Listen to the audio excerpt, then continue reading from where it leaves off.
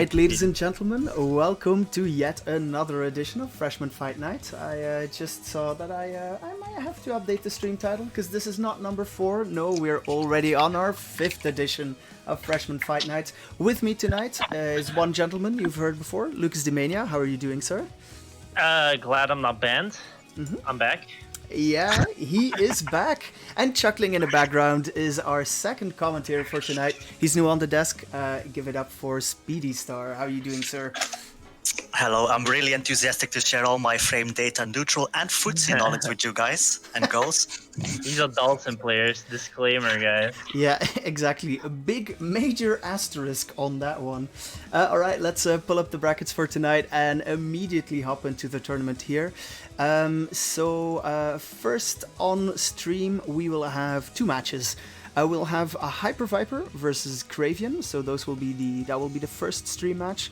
And then next up we'll have Snort versus Silent Breeze, so that will be the next one that we'll have on stream.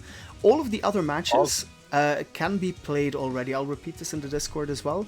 But then also the eventual Losers Round 1 match and the Losers Round 2 matches. You don't have to wait, you can immediately play that, so these will be the only matches we'll stream for round 1 and 2, so let's get to it. We already have Hyper Viper in here, just need to add Cravian to the mix, and that's gonna be a Chun-Li versus a Balrog match, if I'm not mistaken. Chum, one might say. Exactly. It's always nice to see Chun-Li. Her thighs or her gameplay? Yeah, very. Yeah, I'm gonna keep it real. I'm definitely in it for the thighs. Yeah, so like, just gameplay. What do you think of the matchup, gentlemen? I don't know. I think it's I don't know. You either like rush him down with Chen, or you like try to just zone him. I think it's not too bad though. I think it's fine for either Baro and Chun-Li. I think it's a pretty decent matchup for both of them, right? Respect. It's been a good nice insight here from the Balrog, not Balrog, Ultimate player. I mean, I do have a lot of insight into matchup knowledge, so please, Lucas, don't flame me the whole night, thanks. Yeah, respect. Or do, whatever is entertaining for the people at home. No, all things aside though, like after what Speedy said, I do think this matchup is like pretty much 5-5s.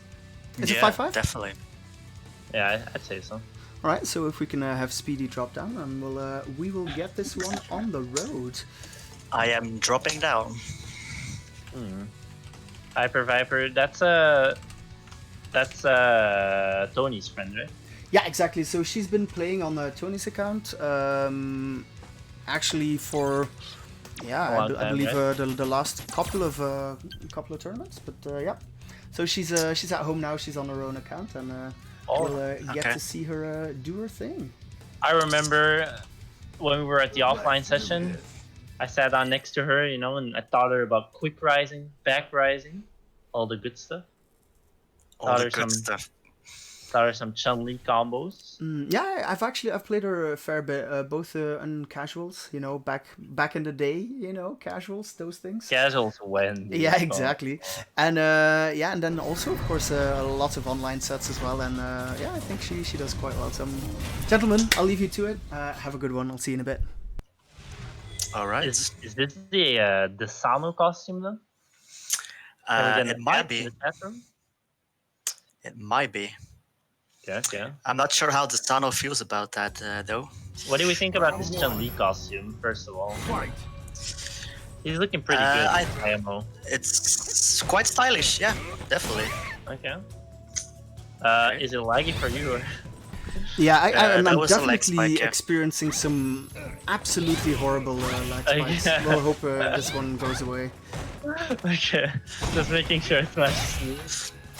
I did not know we were watching a PowerPoint presentation. Yeah, I don't know what's going on here, honestly. Okay, let's go, boys. Okay, but it seems to have stabilized. Okay. Beating 2 into the 4th dimension. Let's go, boys. Well, it's kind of hard to commentate this, but yeah. Hyper Viper getting some hits in with the VT2 with the activation. Oh my god. Yeah, misses his rush punch, presumably due to the lag made. Ooh, the mix-up. Oof, this is it's not easy to commentate. Well. Also, Hyper Viper has an head calling card, top left side of things. Maybe kind of cheating on the Chun-Li. Ooh, the triple kick. She's mainly abusing the stomps. Nice. Let's see the feel like her- combo. Nice. Ooh. Whoa, the meaty. Was it though? I feel like Raven has no matchup knowledge with regard to Chun-Li. The thing is, she's been doing the bouncy thing a lot, like the down and game with air. But if she bounces, like, especially more than once, there's a lot of space in between, so you can interrupt. But Kraven unaware, so he's just been getting crossed up left and right. Yeah, Balrog can definitely deal with that. Most characters can. I mean, pretty much every character can if she doesn't do it meaty, the down MK there. Round 1. Okay, let's hope the connection is a bit better now. Round 1, let's go. Doesn't look like it. Oy! Okay, nice. Free frame. Oh, there they are again, down MKs. Oh, well, as long as he's not punishing the jump ins, it's it's kind of free. Ooh, sweep me. Yeah, get out from me. Reversal. Like, even though it's very lag, of course, like Hyper Viper has improved a lot since I saw her last time. But she's actually playing very consciously. The confirms are on points. Yeah, good combos, like pretty nice strings using the Fireball. Like, I remember the last time I played her / taught her some stuff about the game at the casual sessions. I mean, no offense, but she didn't really know combos at all. She didn't even know what quick and back rise was. So yeah, definitely a totally different player from last time I saw her playing. Very nice. It's pretty convincing. I mean, yeah, just of course we don't know how the connection actually is on both players' side, but I mean, if the spectator side has this type of lag, I would have to assume that the players are experiencing some type of lag. Nonetheless, Hyper Viper. Punish. One more for match. Ooh, no punish on the lightning Legos. Those are -9. -9? Okay. Yeah. Speedy learning too, or I knew there were more than -6. I don't know the exact number. when back MK punishes, I'm all good. So we could actually punish that with a crouch HP. Okay, that's good to know. If you're close enough. The heavy one. But you have to wait a bit. The timing can be a bit tricky. Yeah. The timing can be super slow. So yeah, there goes the rush punch. Like a bit of a lag festo, and yeah, that will be the game. I'm pretty glad this match is over. Yeah, same. Honestly, I mean, I would have to assume if we see either one of these players back on stream later, if it has the same type of lag, I guess we already found out whose fault it is. So, like, yeah, true. For now, it's a mystery, but nonetheless, Hyper Viper. Moving on, I'm not gonna say anything about like how both players played because, of course, we don't know how the lag actually was. Yeah, so indeed that was quite noticeable, and I would like to add on to that for a little bit. So we require all of our players to undergo a mandatory connection test to see that the quality is actually fine.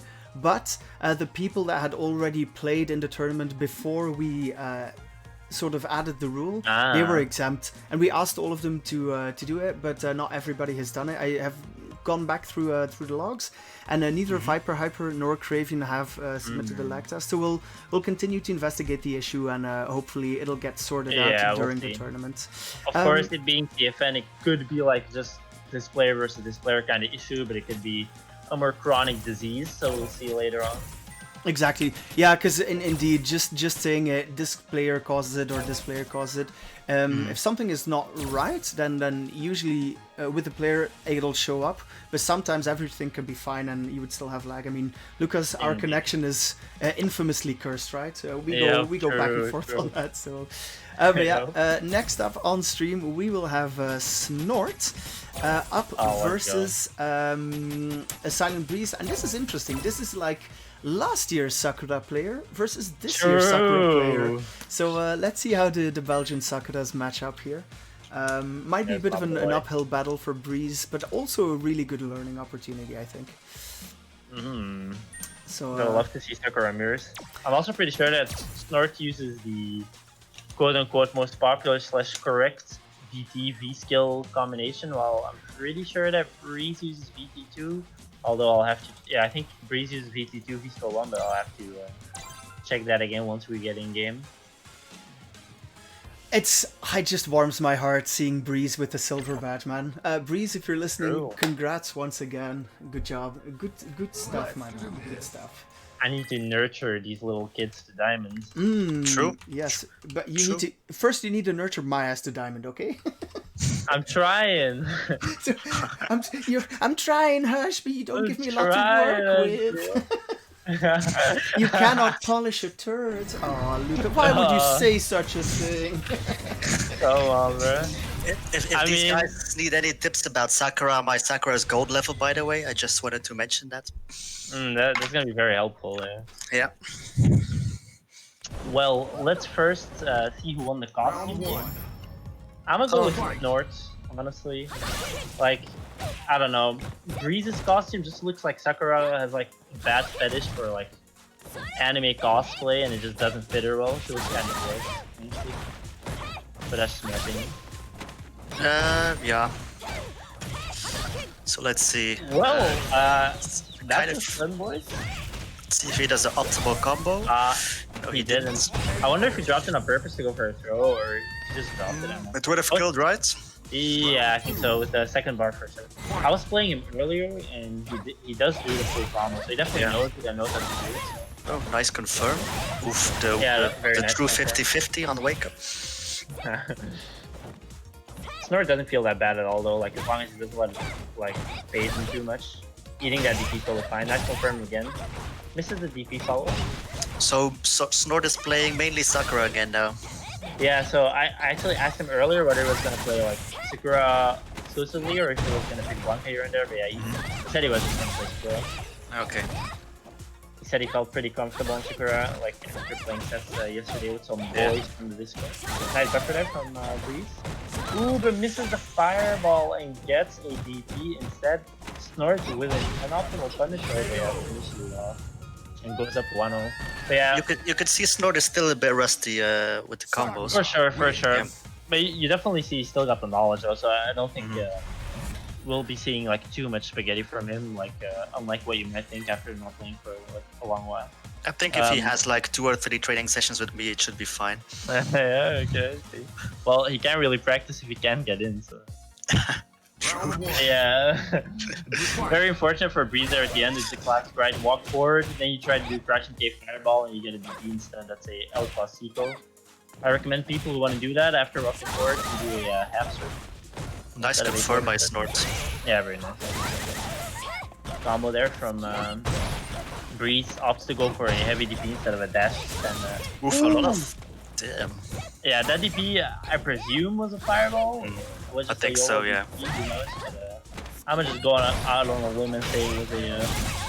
Let's see the combo here. Oh, that was a bit unoptimal, but he gets the Oki. Let's see on the thrusters. A lot of crush counters in this game, Jesus. Yeah, Again. indeed. Yoink. I These really people like need to stop pressing buttons. Okay. Another one. Oh, let's go. Yeah, the punish will finish it up. No jump from Snort. The double hitting DP, you of course get neutral jump for a must you punish. Wasn't necessary there damage wise, but I would still just like to see as much RP. As it's not that hard, you just start holding up when you block the second rotation of a double hitting DP like Sakura, Kage, Akuma, Ken.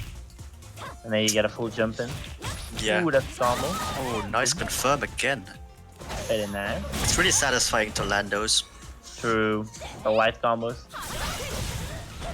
Breeze here in VT1, of course. Kind of hard to play Fireball Warrior with the Sakura, who has pretty much double the firepower. Snort almost got a GP. Both players have full bar and not using any bar at all. Yeah, one hit for Snort will be CA into kill. What? What was that? I mean, I'm just gonna go out on a limb and say that was a Fireball. Yeah. Activated from Snort. Ooh, throw. One more. Oh, playing it very safe, nice. I like it, yeah. And when your opponent has like a pixel health left, doing a standing LK with Sakura is always a good thing, right? True. He could have chipped as well, or that's what it looked like on the first side, because he didn't have V reversal. But like, I don't know if Snort was aware or not, but he was actually about to build V reversal. So if he did raw super Snort, that is, so Breeze was able to DP or super himself. However, so he needed to like a block swing, right? Like DP to save for a chip. But if he did that, the DP would have actually just built him enough V reversal. So good awareness from Snort to just chill out, just press some LKs, play some neutrally only 1 more hits. Yeah, I mean, that was pretty convincing. Very clean, very clean. Yeah, it was a fun set, and in fact, we'll have a Snort. You know, while we have him back, you know, we're gonna get all the Snort we can, because he will be one of the 2 winners quarterfinals that we'll be streaming. So let me pull up the bracket here. We're almost through with round 1 and 2. Matches currently still being played are Fanel versus Kiba and Bruticus versus Ulfram. So we'll have Fancy versus Snort up on stream next, and following that we'll have Chris versus whoever comes out of Kiba versus Fanel. Oh, Fancy still not banned? Fancy has not been playing any ranks. He's been playing Among Us with us, and this man has been making his homework like a diligent student, which I very much like. I very much like that. Has he been though? He's a good boy. All right, we'll get him in here. We'll need some fact checking with his mama. Yeah. Oh. Fancy is not smurfing, Sibrus, but you know, he's getting damn close to that. In fact, he did play, and he dropped a little. He dropped back from like 7.2k to like 6.1k, so quite the drop. He'll be back. Was it the drop or the tactical? I'm not about to get disqualified. No, like.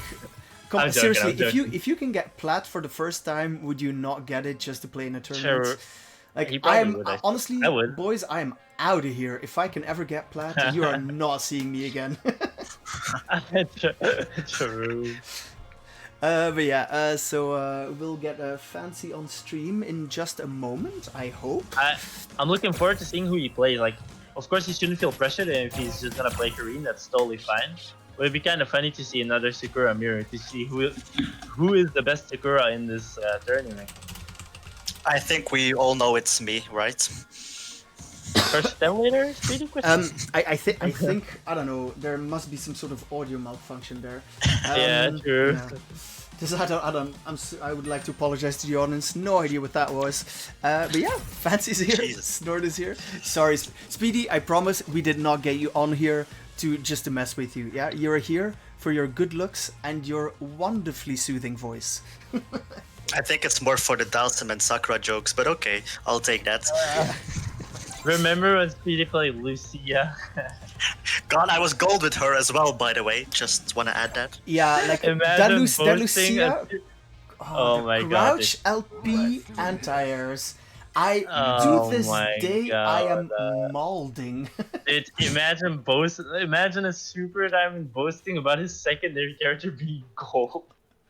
I mean, all you guys thought it would never happen, and it did, so... I mean... Actually, Speedy, we totally believe. We believe, man.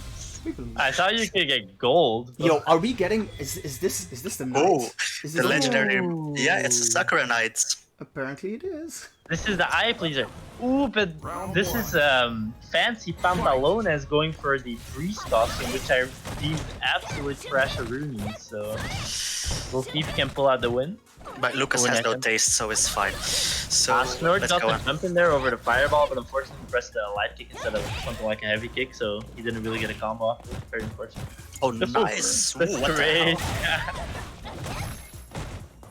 That was either a late scratch HP or like an attempt on a light DP in there. All for sure. I'm gonna Nice jump in again. light DP in there. Oh, I missed it. You saw the jab coming out, so Snort, of course, very aware of the combo he has to do, but a slight execution error. The timing of the jump ins of Snort are really on point. Yeah, he's been getting some nice jump ins so far. -2, insta grabs after, that's very good, of course, because you're +2 off and grab is 5 frame start, so that's really perfectly needed. Oof, no air to air. Both players kind of just trying to get out, playing the fireball game, and then trying to get in. Very jump happy, both players. Yeah, both players. Snort only needs one more anti-air though. Ooh, gets the EX fireball, yeah. Snort goes up, 1-0 in rounds. And I wonder if we're gonna see Mr. Fancy regrets the decision that he went for the Sakura King of the Hill. Nice He's gonna punish. pull it back. That EX Fireball is +1 from Sakura. Boom, charges the Fireball, let's see. Both players, ooh, jumping in. Fancy is playing a bit more conservative now. Yeah, both players actually just chilling a little more. Ooh, unlucky there on the tumble. Ooh, nice DP. Ooh, nice anti-air. Yeah, very nice. Oh, DP, that's gonna be big punish. That's it, right? Oh no, sorry, I'm confused. Yeah, I really like the corner switch from Snart there. Of course, you could do the you could do the jump in like I talked about earlier, but I really like the dash under option here to just go for the corner pressure and then try to kill him. With that was a some really type of high level of awareness, the corner switch. Wasn't able to kill though, and yeah, just like that, it's 1-1. Boom. Oh, some nice adaptations by Fancy. Indeed. Yeah, it's a very close match so far. Dash after throw, very Again, the throw, yeah. But it works, so it's not I really like the stand HK after, because after you dash throw, the other person is like, damn, he did a fake dash and then he threw me. I want to back dash, I want to get out, you know, I don't want to deal with the fake dash. But then Snort actually got his back dash with the stand HK, press counter, convert off to very nice. Yeah, it's a typical fake dash command grab that works, and then the standing HK, and then the crush counter button, yeah. That's a horrible feeling when you get hit by that. Indeed. Fancy has CA ready, so let's see if he can, one hit should be enough. Yeah, he's been jumping in though, but like every time Snort's been ready with the anti-air, even though the anti-air has been trading mostly, it's been fine damage-wise. Sweep activates. And yeah, like Fancy has actually no bar, so he can just get shipped right now. DP to CA. Yeah. Oh no. Come on. Snort does that. No, Snort does that. Ooh, the overhead. Snort used the bar, so he couldn't chip there. But yeah, keeps calm. Just presses that trusty good old stand LK and finishes off with the overhead. I wonder if he'll switch. Yeah, same. I wonder how committed he is to the score. I wouldn't be surprised to see a switch to his a little more trusty, maybe Kareen. But oh no, he's keeping with it. Of course, you can't make a joke out of his Sakura. Like he's been playing a lot of Sakura as well, and it's definitely not like a secondary character he never plays. Like Sakura is very solid. I'm loving all the Sakura representation. Nice and there from Snort there. Ooh, the jump in, that's big. Which combo is going to go first? Light TP. This time he doesn't miss it. Really nice. Yeah. Pro is going to be stunned. Oh, nice. And just like that, that should be the game if he doesn't drop his combo. Now he has to use a bar. Oh, and misses the TP anyway. Okay, it gets the run. I actually, like, even though he dropped twice, I really like the awareness. So he did a jump in, and he wasn't going to need any bar with that jumping combo, but he dropped his jump in, picked up the combo anyway, and then he realized because he used to jump in, he needed to spend the bar, and he went for the appropriate combo, unfortunately dropping the ending. Yeah. Again with the jump in, Snort is landing all the jump ins. Yeah, maybe Fancy has to be a bit more careful with those fireballs. He's a bit too active with the fireballs, indeed. Yeah, again. It can be very tempting with Sakura to just charge fireballs everywhere. But yeah. Ooh, that's sweep. And again, wow. Yeah.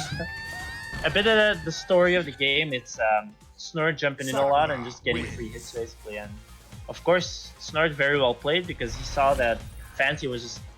He tended to just charge his fireballs a lot with Sakura and just throw a lot of fireballs in neutral in general. And Snort just kept jumping. And Fancy wasn't really able to adapt in time and just got jumped in a lot. So and Snort did the jump ins preemptively, so perhaps he should have used some air fireballs. But it's dangerous, I don't know right? about that one, but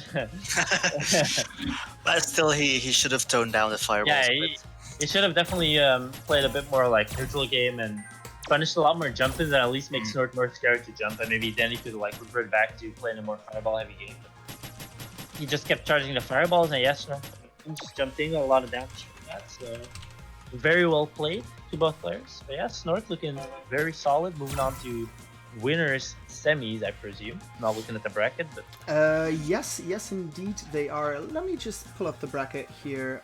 So next up, we'll have Fanal versus Chris, and Snort already in top 8, sitting pretty on winner's side. let's go. So we just added Fanal. Chris, what account are you on? Are you on the PC account tonight? I'll try and get both of them in here, but it might be useful for us to tell us what the CFN is this time around.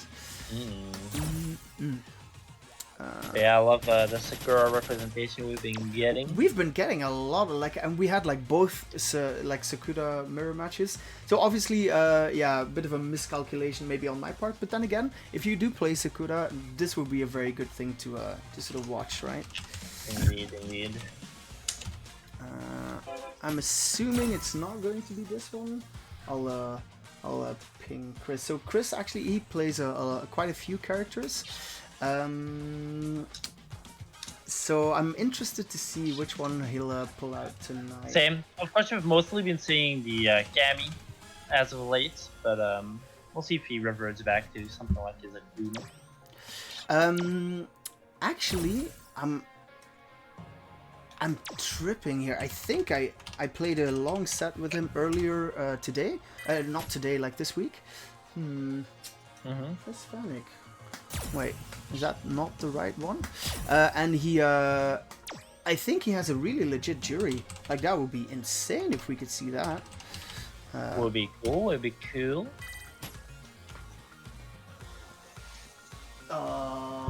Okay, so the CFN that's mentioned is the wrong one. So Nice. I guess we'll have to wait a little. And in fact, we can show you something in the meantime because, ladies and gentlemen, we are super pumped to announce that the Benelux Online Tournament Series is adding a second tournament to their lineup, and this one has all been about the beginners, people who haven't not playing at sort of the top level, but in 2 weeks time on Wednesday things are about to take a drastic change, so we'll run a quick ad for that and we'll see you guys in a bit. Enjoy.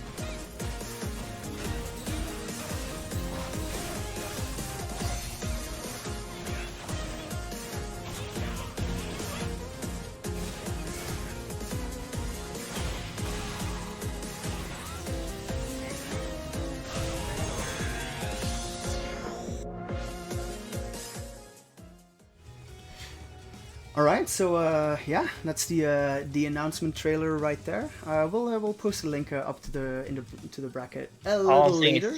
See my Sakura. Oh yeah, another Sakura? Alright, we can do that. See my Sakura. Dude. So at this point, I might have to ask the kind people of the Luxembourg scene, could you please go yell at Chris until he joins the lobby? That would be very nice.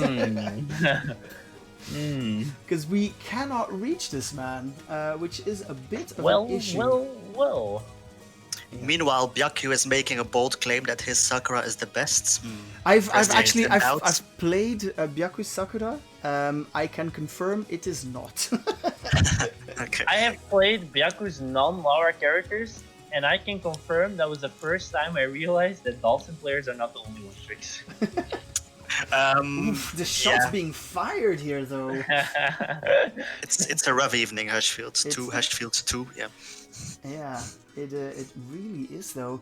You know what? I'm gonna have to pull up the bracket here and see if we can stream something else, because this is getting a little out of hand. Now, obviously, you know, it's a small friendly tournament, but I would have to ask that if you do sign up for these things, please just be on time. It is so bad for my blood pressure. You don't want to kill the TO, right? Just yeah, like Hushfield lives matter. Don't like kill the TO with a heart attack, and just show up on time. Yeah, so I think at this point, I mean, the amount of time we're waiting, I think we're gonna have to put this man in the lower bracket. There's really nothing we can do about that. If he's not responding, if you send the invitations his way, then he will have to make a heroic run from the losers bracket. Yeah, but so like the Luxembourg scene, people, where's everybody at? Where is everybody at? I mean, this is highly irregular, especially because I'm just not used to this from them. Like, they're always very, you know, punctual. They're very on time, you know. But yeah, unfortunately, we are going to have to make a decision there real soon. Let's see what's going up in the rest of the tournament. So we'll pull up the bracket here a little bit and add in a few more results. So in lower bracket, Breeze moving ahead over Cyprus, takes the match 2-0. The Segura Grand Final dream is still alive, guys. It is still a possibility. Martin Tora also finding his way to his next match. Pew and Kiba are still playing, as I think. Well, that's a lore match. Yeah, and Dura just edging out Cravian in the lower bracket in a close 1-2 win, so he'll move on. And I love seeing Euroflex win, you know? Man, right, that's hard. Yep, so... How about... Euroflex was actually the first player I played against in Street Fighter V during casuals. Ooh. Yeah. I don't know who my first opponent in casual is. I don't know.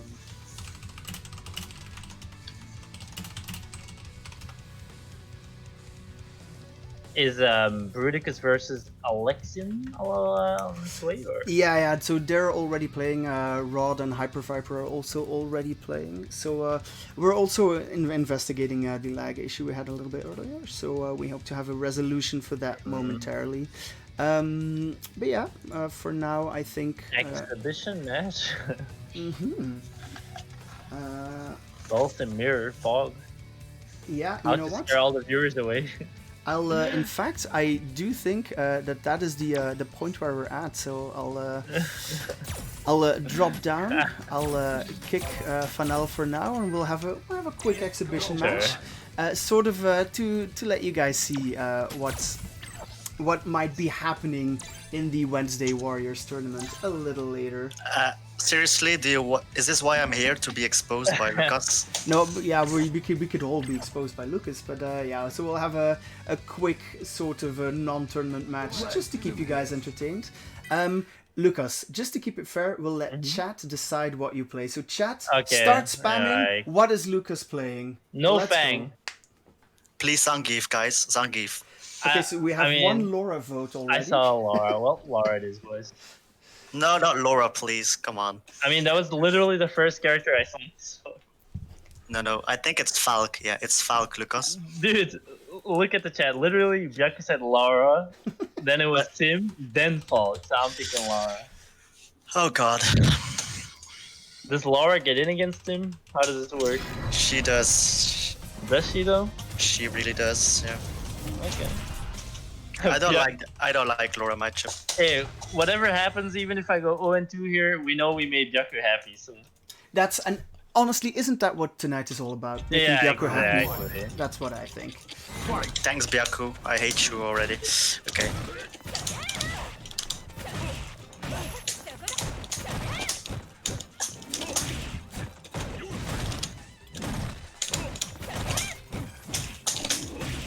I don't know how I play this matchup actually.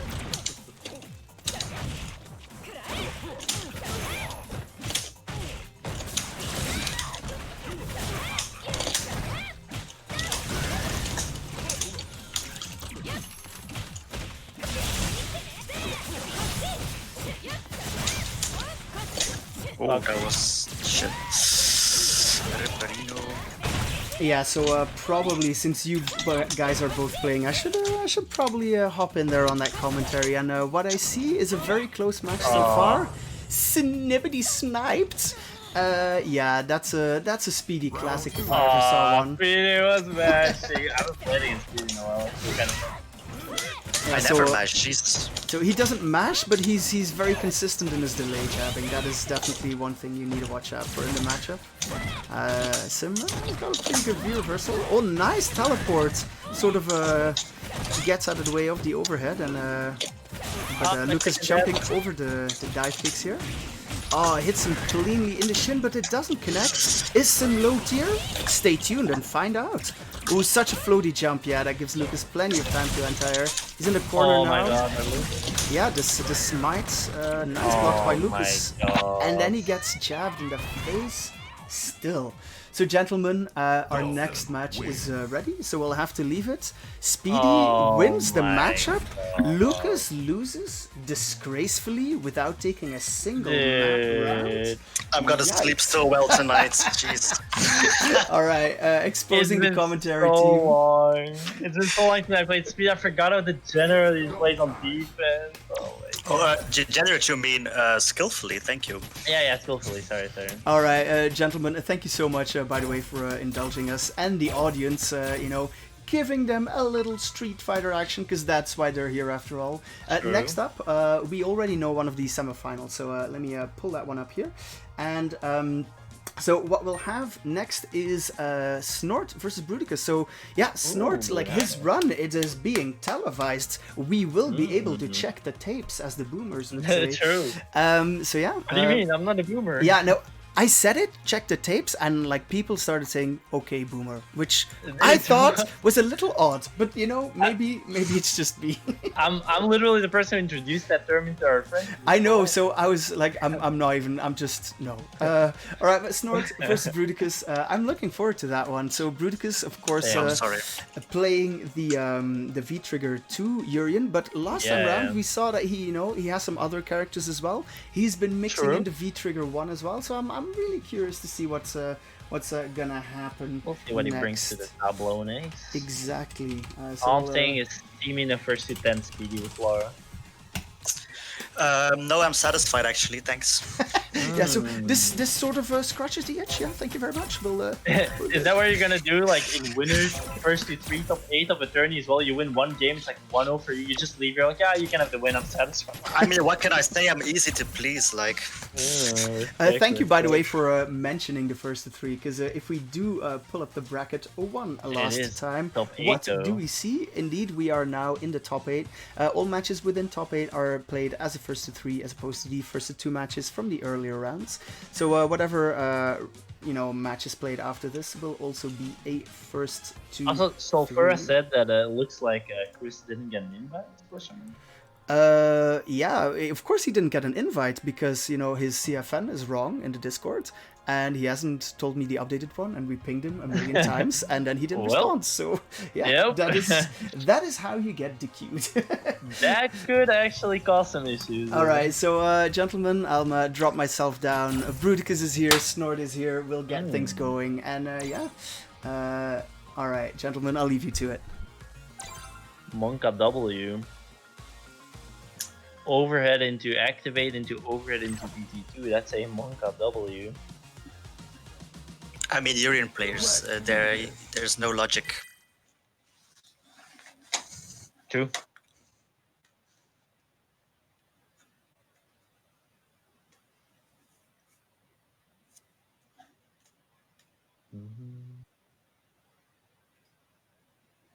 Indeed.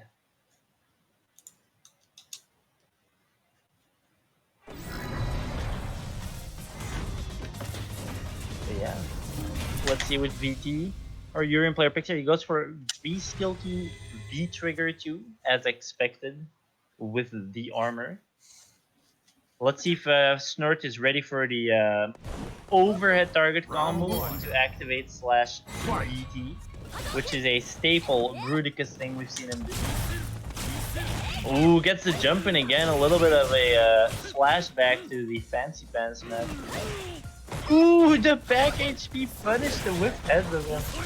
That was sick, yeah. Yeah, He that's kept sick. the jump in, but now he read it. The jump in. Oh, it was too far for the jump in. This time. Ooh, no combo there. So when Sakura in the corner hits Scratch and Pain, you combo. Yeah. Actually, she can do moving. Chicken DP red, yeah. Oof, is close to stun now. Ah, he got it. I honestly don't know how he won that round. I feel like he just got hit with a Crouching K VT2 and was dead all of a sudden, man. Rudik is going up 1-0. Let's see how Snort plays against that VT2, which he's most likely not going to know. EX headbutt for an MP. Nice anti-air there from Snort. Something we've seen him do very consistently. Anti-air with that crouch HP. Another jump and no anti-air once again. I feel like Snort is the anti-airable aura. Ooh, tries to heavy Oh, I DP missed that. the heavy DP. It was a bit too far, I think. No, that's not a combo. Whoops. Okay. Exposed. Okay, again with the V-Trigger 2 comeback. Ooh. No punish. No. No punish on the EX head, but very sad life there. Oh, that could have killed, right? The punish? Yeah, he could have killed. He could have killed. If he was very optimal, he could have killed. Yeah. But if he was like semi-optimal, it was like pretty over. Like not But kill, it's still another combo or the throw will kill now. This is still looking very good though. But yeah, takes around there. Was probably a bit like flustered on the EX headbutt, went for a delay thing, but sometimes it's weird to punish it. I mean, you have to be pretty fast sometimes. You have to be pretty fast, and depending on which range you block it from as well, you have to kind of adjust your punish because it's not always possible to like do your like full double button punish. But yeah, nonetheless, well played. Sweep. It's taking a bit slowly now. Oh, he missed the meaty punish. Snort. Ooh, the punish on the target combo. That was sick. Yeah, that's sick. Ooh, the block again. I love to see that. And that's a classic, right? Like super. Oh, you could have killed. Yeah, I probably dropped it. Would have been closer. A little bit too late on the jump button. Oh, he released too early. Snort dropping the punish though. Okay, it's throw. One combo will kill now. Yeah, oh, that's it, right? Great. Yep. I wonder if Snort was trying to bait the super, but like wasn't really thinking about the fact that it goes straight up. Because I feel like that jump was kind of like looking like a bait, right? So. Yeah, I felt like he was maybe baiting the X reversal. I don't know. Yeah, like maybe. If he was baiting the super, then it was a bit of a mistake to neutral jump. But yeah, if he was baiting the headbutt, that was fine. Well, Snort was actually winning all the time up until Budikus got his V-Trigger. Yeah, true. We've seen it again and again, right? Like, that VT2 is such a disease to deal with. Like, he can go into the overhead, like, target combo into the VT2. But what Bruticus does is, he does the forward MP, which is the button that goes into the overhead target combo.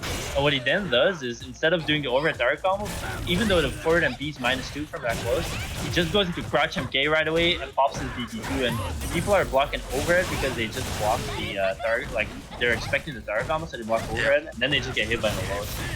It's been very unfortunate. Headbutt on block. Reversal throw on the -2, that's very good. Ooh, nice interruption. Nice interruption, yeah. So that's the second time, right? So he knows.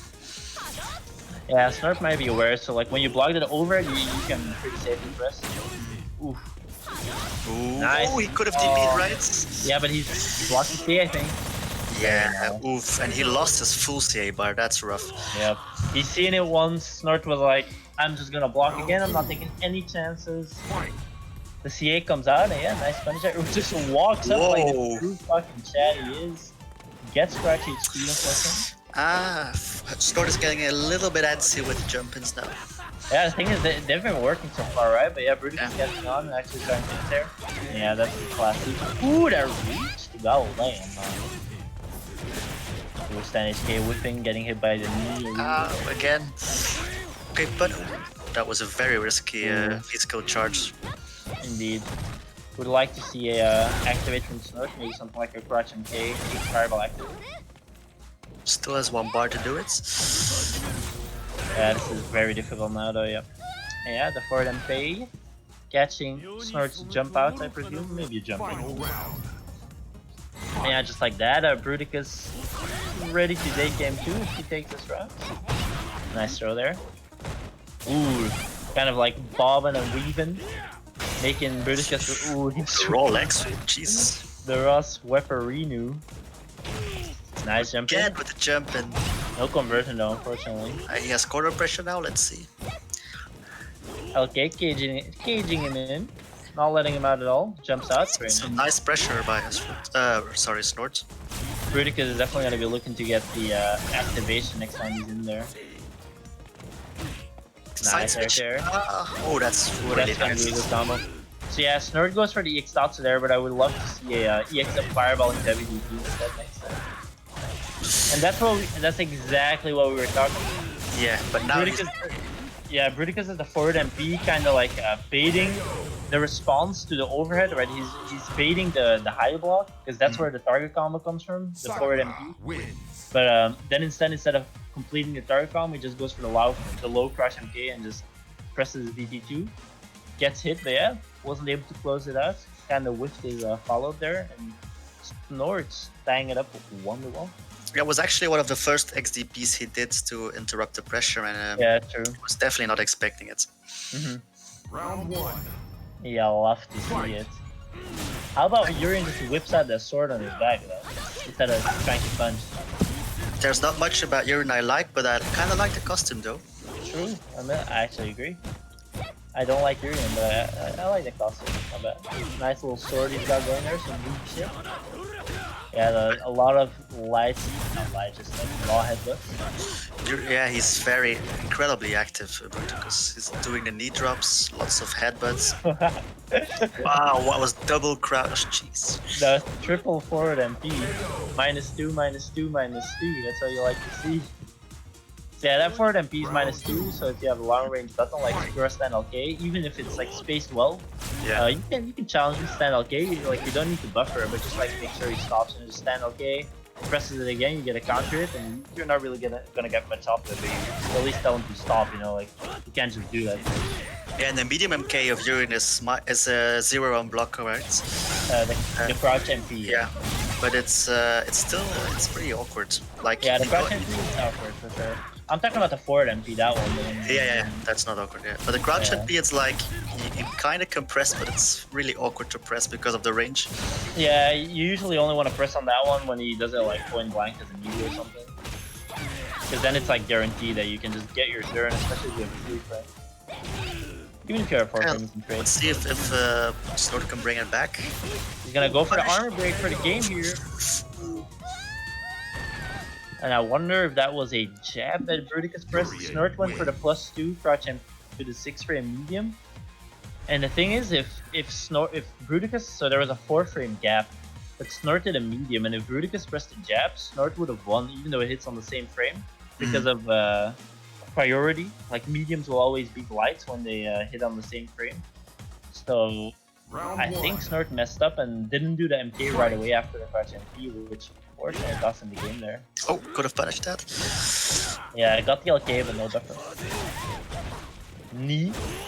I feel like Snort needs to play a bit more passively and just punish the unsafe stuff Bruticus is doing. He's doing a lot of unsafe. Yeah, I mean, he's been playing defensive, but he's like not doing unsafe stuff. It's like you said, he's kind of going. I don't want to say gorilla, but he's going quite gorilla. Yeah.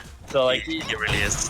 He hasn't really been able to just make him stop, which is way easier said than done against. Nice punish, very nice punish. Ah, the side switch wasn't there. I don't know. No, so he tried to do the non-DT combo, but he realized too late that he was in DT, so he did the up fireball instead of the regular fireball. It's unfortunate. Yeah. Yeah, that's what we've been talking about, right? It's the forward MP and then not going into the target combo, just doing a low instead. He really needs to either interrupt the forward MP, but then then the overhead gets kind of scary. It's a very difficult situation to play against if you don't have the initiative. Yeah, I feel like Snort does not is kind of feeling lost at the moment. Yeah, like I feel like the control we saw out of him from game 1 and 2 is just kind of getting gorilla'd right now. And honestly, I feel like Bruticus is like technically playing worse than he did earlier, but he's actually winning more. Like, if that makes any sense. I feel like he's making it hard for Snort to deal with all the the stuff he's not used to, right? Oh, damn. That was very unfortunate.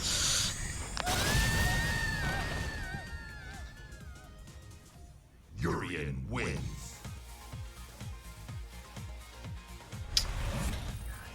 Yeah, that will be Bruticus taking the set, and then we'll move on to winners final.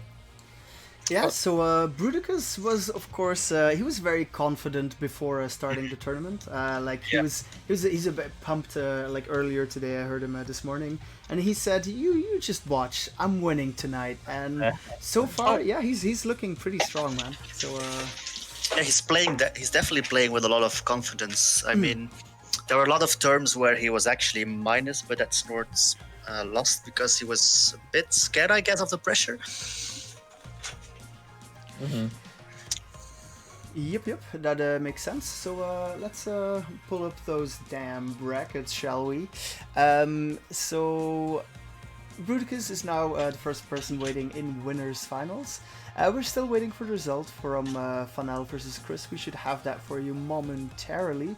And the winner of that obviously will be going up versus Rod, the Luxembourg Vega player, who we've had on stream a couple of times.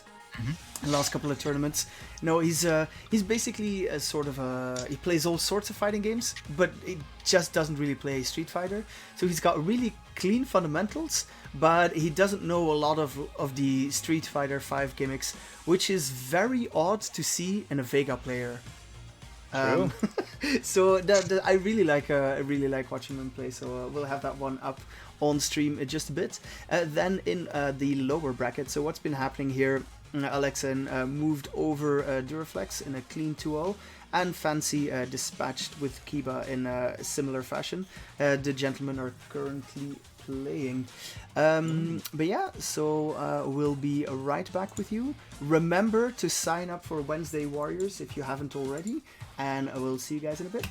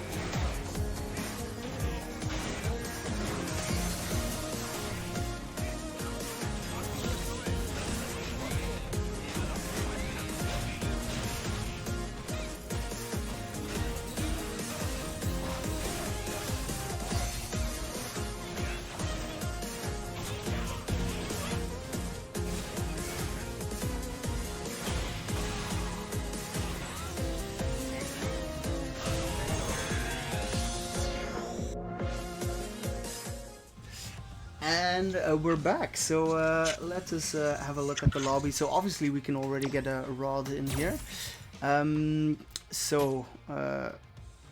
Let's see, where's our man at? I feel like I need to add a lot of the Luxembourg players to my list again, because a lot of new people from there signed up. Honestly, like one of the main things I personally have been getting out of these tournaments is getting like some of the different local scenes a little better, and especially the Luxembourg scene. I mean, I know they're like a smaller country, and like it's not like they have an abundance of grandmaster level players, but they're really passionate about their fighting games, and they have a really cool Discord as well. So I'm very happy to have them here with us tonight. So yeah, we'll spam A-Rod a little bit more for those invites. Yeah, man, better come or you finna get DQ. That's how that works apparently. That's we swing in the banhammer tonight. Or people finna have to watch another Laura v Sim. Oh, the run back, shall we? Ooh, let's wait 30 more seconds. Yeah, first. exactly. Let's Because we lost 10 viewers the last time we played Laura Yeah, versus true, Sim, so true. I don't want to do that to your that viewership. is actually one of the magic rules of streaming Street Fighter. Whenever a Dhalsim appears on screen, you lose at least, you know, Half of your 30%. viewership. Yeah, like 30 to 40% of the viewers. You know. But yeah, so we'll have to work with that for sure.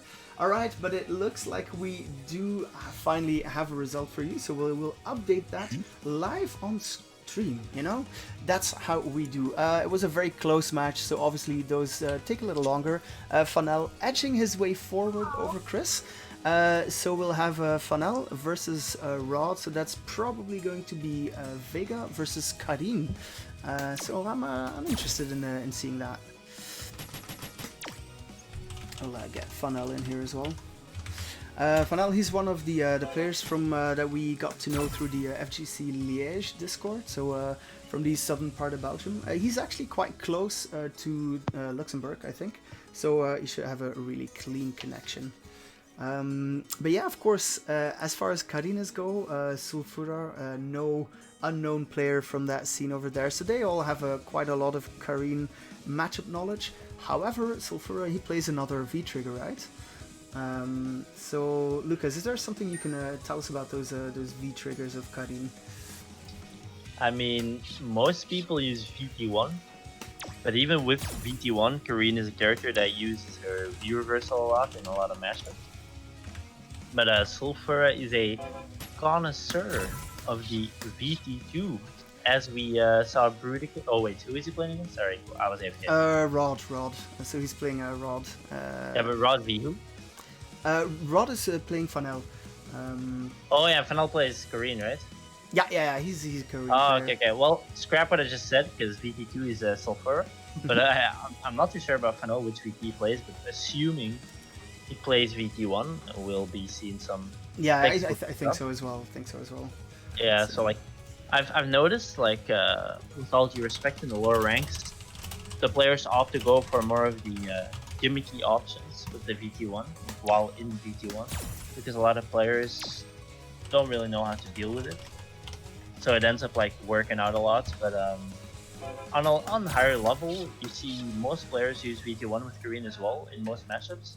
But instead of using the VT for the VT, which happens a fair amount of time, they also use a lot of V reversal because their V reversal is quite good. Not only that, the V trigger is actually not all that amazing, and it's a 2-bar VT, so you can afford V reversaling. Okay, that makes a lot of sense. All right, so we have both gentlemen in here. I think we can get started. Just to sort of round out, like, do you have like a clear favorite among the Korean V triggers? Which ones do you pick if you play her? I would always pick one personally. I know Bonchan picks like one in every matchup, other than like Gami tried VT2 for a while. But yeah, like among the top Koreans, it would be very safe to just say that like VT1 is the VT in general. And maybe some players don't mind using VT2 in some matchups. Is there, just because honestly I'm not like super aware about the matchup, is there a specific reason Bonchan used 2 versus Kami? I mean, I have to assume that it's just because the dive kicks are so hard to deal with for Karin. Like she can eat, but like even that can be kind of baited if she does like a dive kick to beat it, like to bait it. And other than that, like any button. Yeah, there's not really a button Karin can press to like beat dive kick, so I must assume that it's just mostly to just keep the Gami scared to dive kick because he's gonna get buried. So. All right, cool. Thank you very much, and I'll leave you guys to it. So yeah, we saw the Rasenha right away, which is more of the gimmicky Karin stuff we might see a bit more in earlier ranks. Yeah, definitely. Karin's up to gold are abusing a lot of gimmicks. Yeah, I want to say, yeah, gimmicks for sure. Nice EVT there. Tries to go for the meaty V skill, but that's not like really meaty, so it gets interrupted by HRod88. Ooh, nice interruption on the dash there. Tries to finish around with the newly added special move there, which is very fast. I think good to close out rounds. But, the unblockable, yeah. That unblockable to close out rounds, but no, was jumping. was able to avoid it. Ooh, whiff punish there on the stand MK. Not sure if that was intentional or just a sweep that was gonna come out either way, but yeah, very good job from Lewis. Ooh, that's a combo, but he actually drops it, yeah. No punish though, on the -6. I mean, the timing is really awkward to punish that one. You Timing really is need to lab awkward, it. but you really want to get those punishes. Yeah. Especially for a character like Kareen or even Kuma. Those are like big BMBs that go into good O2, right? So You need to press sooner than you think. yeah, for sure. Oh, nice block. Okay. Yeah, very nice block, but still very scary plus frame. Yeah, H-Shot looking very solid and quite Vega scary win. on this base. How plus is Vega after that +2? That depends how high he hits you, but you cannot press. Yeah, it's not your turn. Yeah, for sure. Yeah, you never want to get in that situation. Yeah, it's quite hard though. Like, it's quite hard to deal with the Barcelona, especially the X. Round 1. You can like bag jump, press a button, and do all kinds of stuff. Like very good Vegas, they start reading your bag jumps, and instead they like hold forward and do like a mid-air grab to like catch your bag. It can be Yeah, pretty awkward. even in the higher ranks, even if you bait it, they can change the timing a bit or grab. Yeah, they got some options, but But we're looking for perfect here. yeah, it might be. It's Hushfield. It's a Tokyo banana. Yeah. Fight. Let's see if Fennel can keep the adaptation going, or if H-Rod's gonna bounce back. Yeah, Kareen looking a bit uncomfortable here with the tennis racket on her back. Might say she's on her way to practice. Ran into a little foot. It's not very ergonomic. Yeah, that's true. But yeah, Might be pretty hard to move her back and her shoulder muscles. but perhaps she's sponsored by Nike or whatever. So I don't think Nike makes me tennis racket, but I appreciate the effort. Yeah. that's a good point, Lucas. Okay. Ooh, I'm not sure if that was confirmed. Yeah, gets hit off the correction K. Just like that, Fennel has a very Oh, good that's a block. nice corner switch there. Yeah. Let's see if he can make a comeback though. There's a big road ahead of him. Misses the Barcelona. He has the activation. Yeah. Yeah, and just like One mix up. that, it's gonna be very... One more EX command grab might do it. He goes for the regular throw instead. Ooh, the raw activation. So yeah, he activated Raw, and you actually saw the Vega dash already. So Yeah. the dash looked like it was almost over, and I actually expected that if he pressed the medium, the Korean player that is, that the Vega might beat it with a 3-frame. Yeah. So if I was a Korean player, I personally would have pressed my 3-frame twice, or something like similar like that. But yeah, he actually got a counter on the MP, meaning that it was the dash was still on its way. Round 1. He was plus enough after that Raw activate. Yeah, I also thought the Vega would win there. Yeah, I thought the Korean would win if she jabbed, but I didn't expect her to win if she medium punched. I wonder what an H-Lock pressed, like he might have pressed a 3-frame himself, you know, we don't know about that one. Ooh, tries to go for the command grab, but yeah, if you do stand HP into cross switch with Vega, that is actually -2, so that means if Korean is back walking, she of course has a lot more time to walk out of that command grab. It's gonna be harder to actually get a command grab. Yeah, Fennel gets gobbled by the dash command grab, but it's so hard to see that online. Yeah, Vega of course is a very, very fast dash, one of the fastest in the games. Just using the Barcelona to get out, I like it. Doesn't Yeah. want to deal with that corner pressure. Of course, Korean very strong in the corner. Oh, Missed punish, all the turns, yeah. so I like the punish. Maybe not all too optimal, not a medium punch, but like that was all we needed, right? Keep it safe. Just press with 3 frames, gonna be the easiest punch. Oh, did not interrupt the gimmick. The thing is, he tried to interrupt, so what he did is he did a stand on K, which is actually usually the right decision, because if he does the slide follow-up, which is the safe, like the unsafe follow-up, right? It actually beats anything that's more than 4 frames. But if you jab, you beat both options, but the problem is you need to crouch jab, because if you stand jab, you get hit by the kick follow-up, which is the grab, the one that you saw him do. But if you do crouch jab, what happens is you beat the sweep follow-up, you beat him doing nothing because it's just a punish, and you actually duck under the kick follow-up, so it kind of beats all 3 options there. So I would like to see him do a crouch jab rather than a stand okay. But yeah, just like that, H-Drop taking game number 3 close up 2-1. Yeah, let's see if Fennel can adapt once more to bring it to a final game. Maybe drop that Nike tennis racket real quick. Yeah, exactly. You couldn't agree more. No, I like Nike's tennis rackets. Okay. Same. Oh, there it is. Again with the gimmick. Yeah, now he crouched indeed. He did crouch. He didn't press a jab, which makes it a bit more awkward if he goes for the overhead and like the other options. But like, I do like that he just crouched here because he saw him do the kick follow up last time, right? So nice adaptation from Atro. Fennel has a really hard time getting in. Yeah, I feel like he's a bit troubled in this Vega matchup. As That's a nice punish. Yeah, nice punish. A bit unfortunate on the combo after, it just gives up his Oki like that. Yeah. The initial reaction was pretty good. Who gets jumping though? Let's see. Also not too optimal with the one bar, gives up his Oki again. I would like to see Fennel doing a bit more of the I'm gonna go on a limb and say the proper Korean combos. They're of course a bit more difficult to execute as Korean is one of those characters who definitely doesn't have easy B&Bs, so. Barcelona, nice interruption and back jump MP. Spanish get in there, EXP get off Sweeper Rooney. Rod is really on point with the standing HK anti-airs. Oh, yeah, it was very nice. Again. Vega, a character that doesn't have too great of any like his anti-airs aren't too great, so the fact that it's been this consistent is very impressive. Nice show. How is he gonna deal with this though? Just blocks it out. I wouldn't mind seeing a V reversal of that from Funnel on the Barcelona like punch hits. Dashes. Again with a dash grab. Jesus, how many times has he landed that? Nice interruption there. Ooh, the chase down. Ooh, blocks the cross up but didn't punish. How minus is that? I don't know exactly, but you can definitely press a medium. Because I'm not gonna lie, you don't really see that one on high level at all. So. No. But yeah, I definitely know you can just full punish him. Ooh, Again with the wake up. The misses the combo. Dastra will actually close the round anyway, so yeah. That will be Atron taking 3-1 over our boy Fanelu.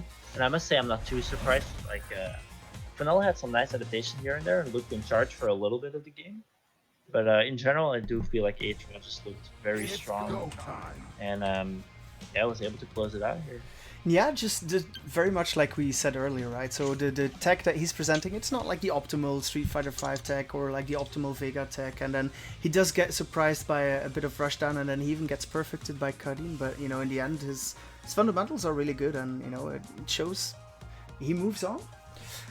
So that means we finally have our winners finals next, and that will be Rod versus Bruticus. So we'll get Bruticus in here. I would also like to real quick clarify the crossed up Karin elbow is minus the 11s. As I said, very punishable. For sure.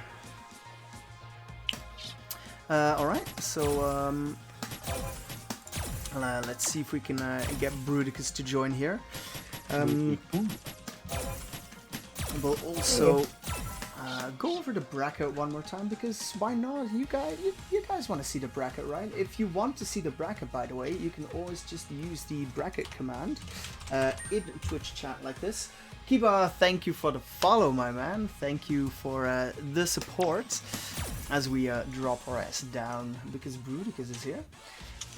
Yeah, so what do you think? Because this is like the ultimate test of Rod's fundamentals, I think. He's gonna. I agree. Oh, Rod, boy, where are you going, my man? You gotta play right now. What are you doing? All right, so we'll get him back in here right away. Maybe he himself was a little surprised that he's on stream again. Right he heard your question about fundamentals and he just was out of there. Jeez. He was like, fundamentals, we outie, boys. But yeah, no. So of course, Bruticus with the V trigger too.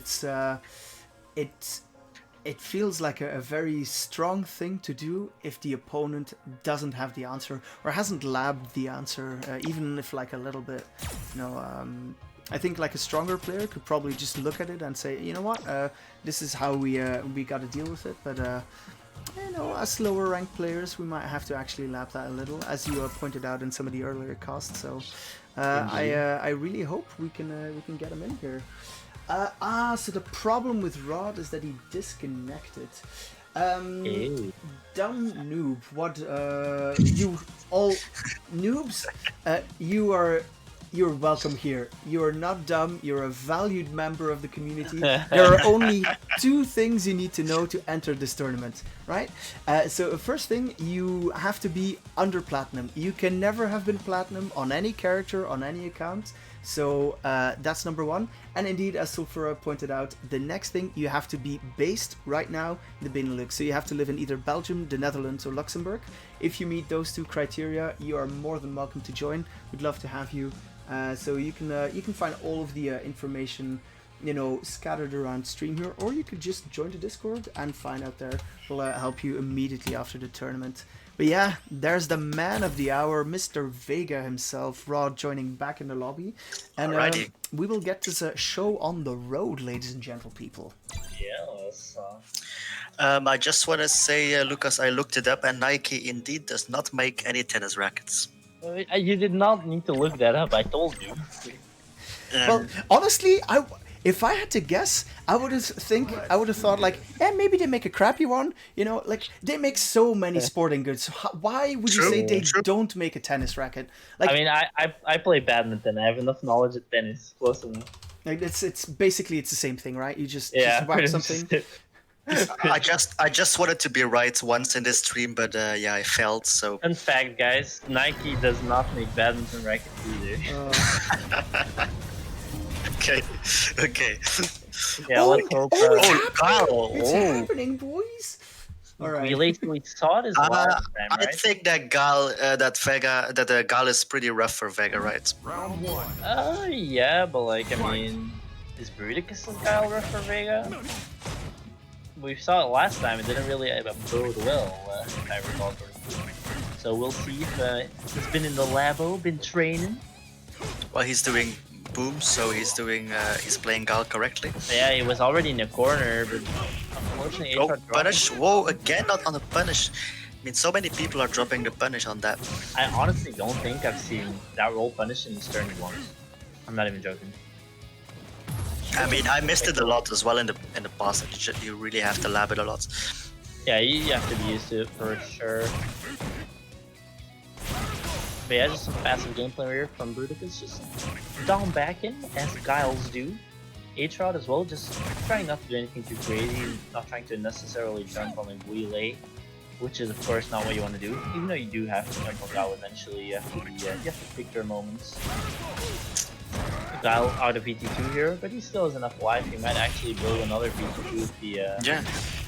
I mean, Rod was playing very passively once he had the life lead, but I don't think that's the best. That's a good idea for Kyle. Ooh, that's a nice conversion though. I would have liked to see CA instead of the EX. Yeah. But still, he's in a good position. He's in a very good position here. Oh, again on the miss. Ah, he tried. He missed it. I mean, I feel like it's the same pattern. They press just too late. They press a little too late. A bit earlier. Especially... Yeah, like that would have been the kill as well, right? Like if he's not too confident in his crouch MP, he could have done something like jab, jab fireball CA. Of course, it's a bit more execution heavy, but definitely doable. But yeah, like I would still like to commend Bruticus here because he tried the punish. Yeah, definitely. Yeah. He did an optimal button as well. He tried the medium, something we've not seen many or even any of the other players do. So even though it was an unfortunate miss, it's a nice try on his side. Yeah, when you miss the punish one, it's very hard. So anyway, it's very hard mentally to do it again, right? To try it again, and still he went for it. So that's very, it's very good effort. Something I've noticed in H-Rod's combos, he always does standard HP to claw swap, and when he has the hit, he just crouch jab into roll. But the thing is, whenever you hit stand HP to claw switch, even non-countered, you can just do stand and P, so you can get a bigger combo. Ooh, nice immediate jump on there. Vega has Oki after CA, right? Okay, so yes and no. He has some type of Oki. He has Oki, but it's not the greatest. So he can do some stuff. He can do what he did there, which is a quarter jump, which hits from pretty far, but it hits like semi-meaty. And then, or I mean, it hits meaty, but it's from pretty far. He can do he can do an overhead, which can hit meaty, It's go. and stuff like that. Like, so like, yes, he does have Oki, but it's not the greatest. So it's not like he gets like actual Oki as maybe someone say Abigail does, you know. But he does get some stuff off the CA for sure. Okay. Brutus saying it lagged a bit. Yeah, it was also a bit laggy on stream, so Maybe that's the game saying they want to see the Urian. Yeah, so we of course we had Rod disconnect earlier, and I've played him before, and you know his connection can be a little spotty. It's sort of like borderline, but if it lags this much on stream, it's definitely not a good sign. So hopefully it does clear up. But yeah, Maybe they should pick this guy's honor that they get so sick they don't even notice a lag, they're just puking. Now that is the actual, you know, Capcom Online Pro Tour strat. True. But yeah, I guess Bruticus switched back to his main. I would have to assume that we're not gonna see Gal again. It was a bit strange that he picked Gal because Urian, it's pretty decent versus Vega, right? Yeah, not only that, like we've seen this Gal in the past, but it wasn't really a Round success. one. But we also mentioned then, like it might be a character who's practicing and he wants to practice in this journey, which would be very understandable. Oh, I don't wanna. yeah, the V-skill charge, of course, of Urian is very nice versus Vega because he has a lot of one-hit pokes. Yeah, if the Vega is just carelessly throwing out the forward HP, buttons like that, and Urian is a specialty for the one armor, will absorb those. And because Rod is very active with those one-hit pokes, it's a very good choice. The VT2 here with him. I like the Barcelona kind of. Whoa, that charge though! Yeah. Ooh, nice anti-air on the EX. Oh, the whiff punish is very nice. The forward MP, forward MP. Yeah, the We've seen classic. that one before. Yeah, the classic. It's become a classic. Oh, yeah, oh no, it was too far away. Yeah, it was too far away. I would have liked to see maybe an EX Fireball or He has to be careful with the armor though, he doesn't have a lot of HP to work with it. something. Oh, of course, the classic skip neutral. Yeah, exactly. Like you said, if he actually absorbs a somewhat decent hit with that armor, he would have just died and he wouldn't have absorbed it because he was pretty low, so he wouldn't have died for the armor. But yeah, gets the kill with the EX tackle nonetheless, as Urian does. Oh, he's outie. Jumps into the fireball. Yeah, I hate to see it. Yeah, but Urian just playing a full screen type of game here, just chucking some FVs back something.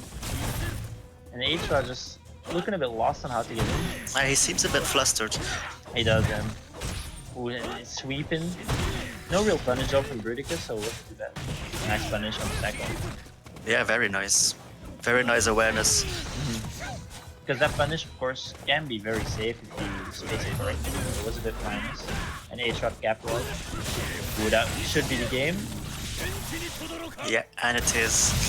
And another player falls victim to the good old famed Yuri in VT2.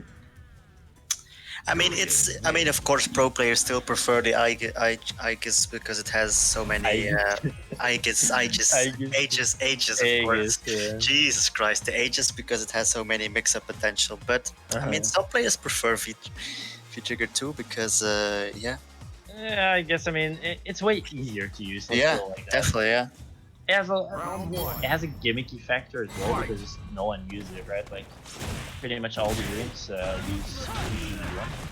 There's like one good Urian, you, Pasha, that uses. Yeah, he uses like, 2, yes, very big fan of. I mean, versus Sim, it makes sense, but then yeah, for Sim, matches one is. But yeah, now it's the tables have turned. It seems like Bruticus. Well, now he's making a comeback. Well, yeah, the VT2 is activated now, so this will be a. Ooh, again, I mean. We've seen seen players it get again caught and so again. many times. It's insane. How many comebacks has he made now with V-Trigger 2? Just, oh yeah, too many. I mean, very nice combo there. It's a combo you get from the full charge deck. Round two. But yeah, I feel like we see it again and again, right? Like, this, the opponent has the life lead, gets the VT, and the opponent just gets stuck guessing into overhead or low into VT2, and they just die off it. Let's see if H-Rod can adapt them. Gotta be careful for the armor here. Because Urian is has darkening color a bit to keep it PG. Very peachy. Alright. There it goes again. Oh, nice jump though. The forward and B minus. Again, Jesus Christ. Yeah, and it's And then the resets, we'll take it. nice shot. Ooh, that's gonna be an armor breaking kill. Boom. Yep. And there we have it again with the V-trigger too. Jesus, it catches so many people off Yeah, guard. we've been seeing the same pattern where people see the forward MP and they're scared of the forward H3 follow, which is the overhead, right? But then instead, what Bruticus does is he doesn't do the overhead. He stops after the -2 forward MP and he just goes into the crouch MK, which catches people backwalking because they're trying to block the overhead. So I mean, you can interrupt it, but who's gonna do that at that? I mean, the thing is, when you're the Vega player is playing VP2, so V-Skill 2, so I would actually love to see him press V-Skill 2 in between, because if he does the overhead target bomb, you can actually V-Skill 2 in between. yeah. And the thing is, you don't have to do the follow, but if he does the overhead, you can react, do the follow, get a combo. If he does the crouch and kick, you can just do the V-Skill 2 and do nothing. You just, you're out, right? So like, I would really love to see Aatrox press V-Skill 2 when he's walking the forward MP, to be honest. Doesn't kill here, but yeah, finished it off in a very convincing way. Round 2. I mean, it's very impressive for a rookie Vega to get this far. So Speedy, he's not really rookie. This is your what?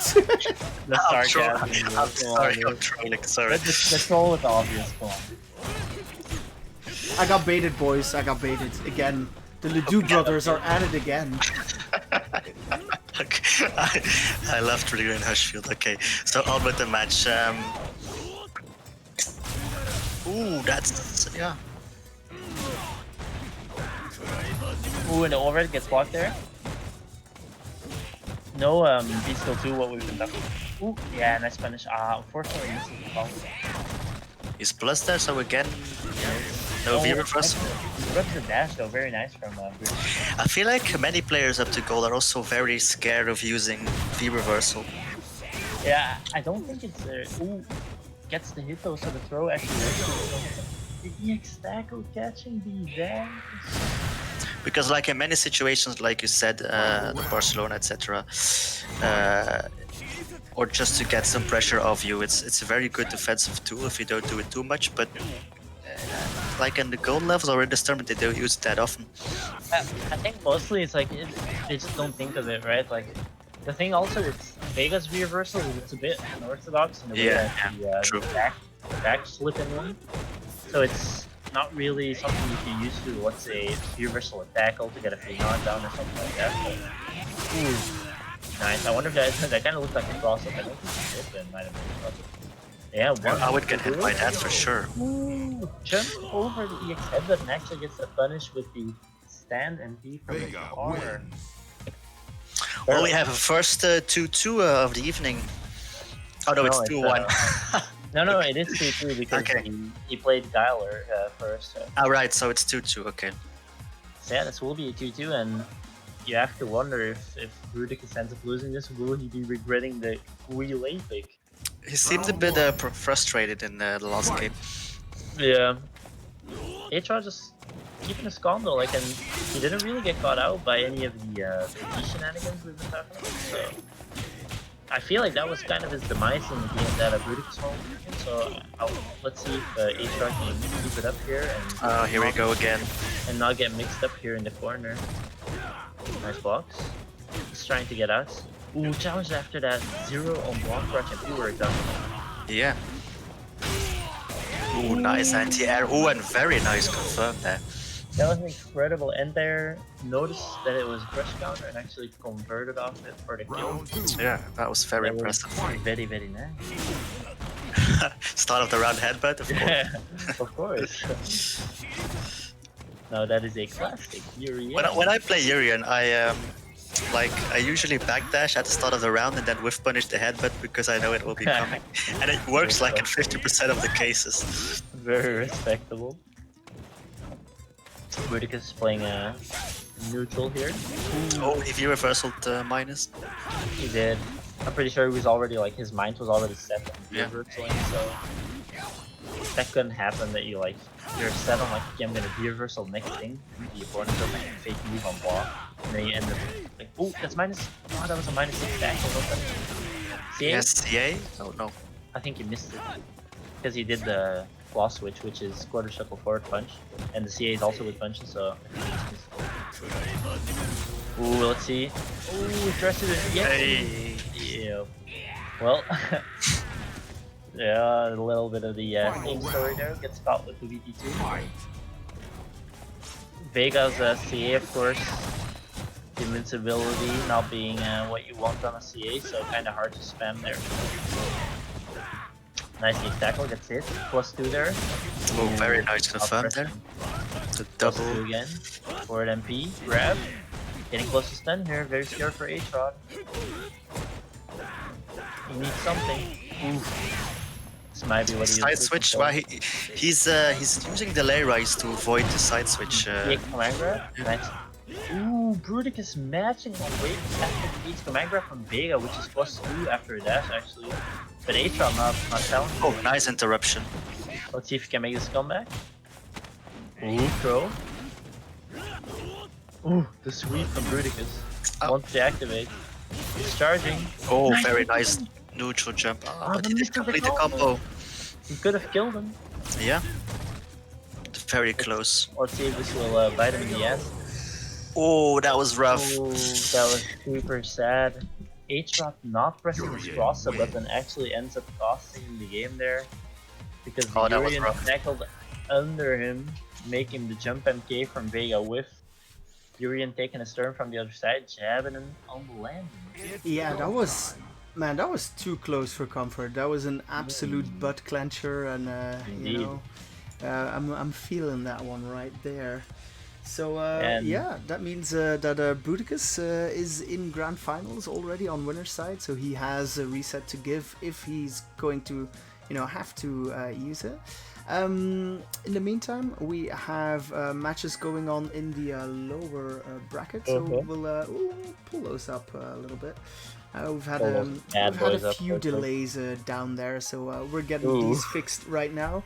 And they've been playing for a while, so we should have the results actually imminently, as one were to say. So I'm guessing these are both quite close matches, which is of course what we want. So Snort Sakura going up against Hyper Vipers Chun-Li, and Fanel's Karin going up against Alexin, who's been playing Bison.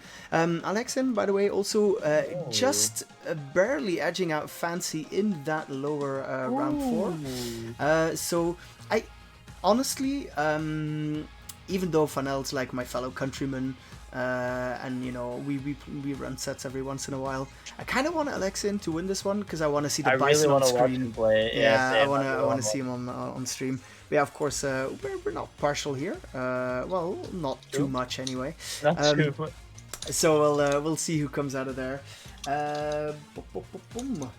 Just wait until Hushfield joins the tourney. This won't be a commentary stream. This will be just a cheerleading stream.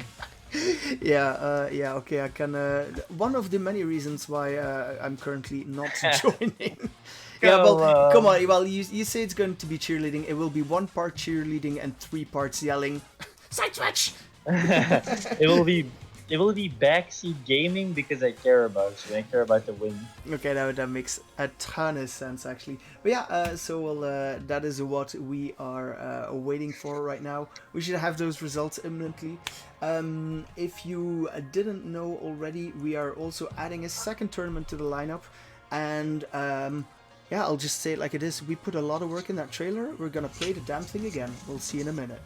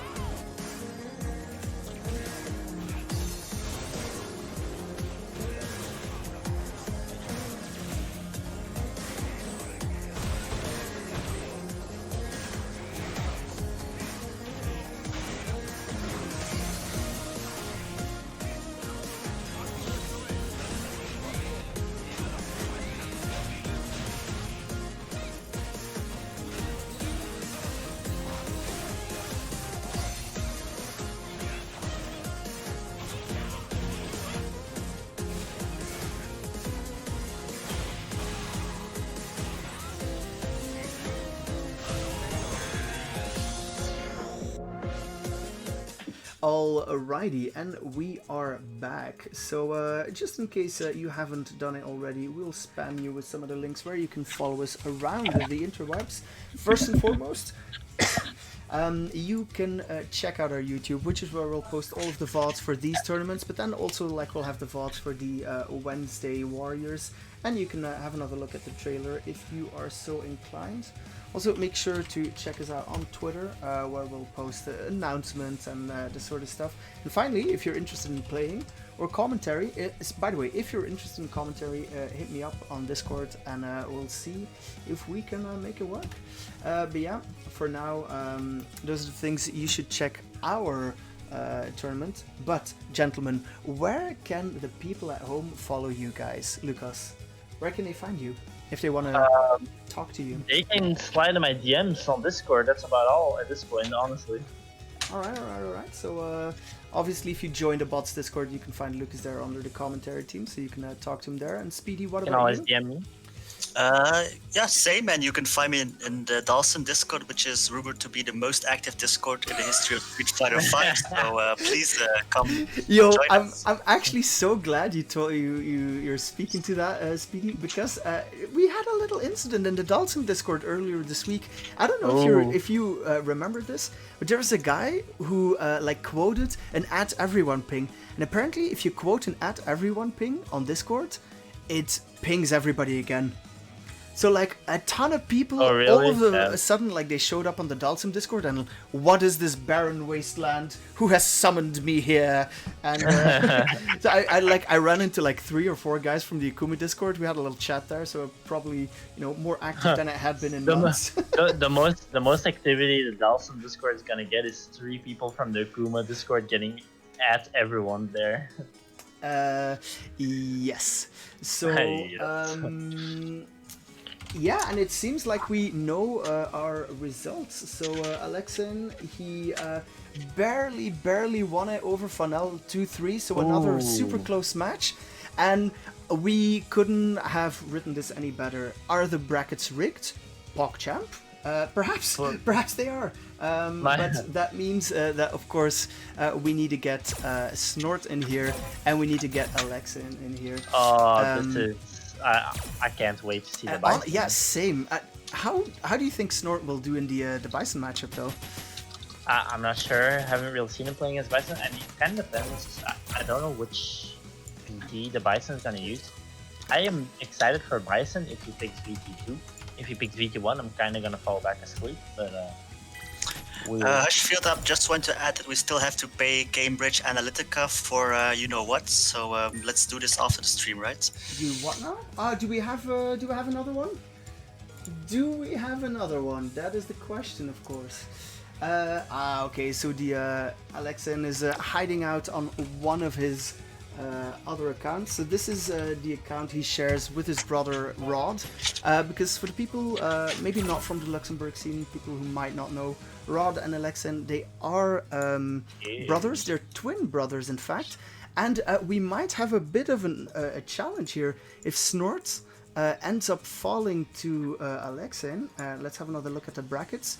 You will see that Rod is waiting in losers final. So we might have the brothers going up against each other.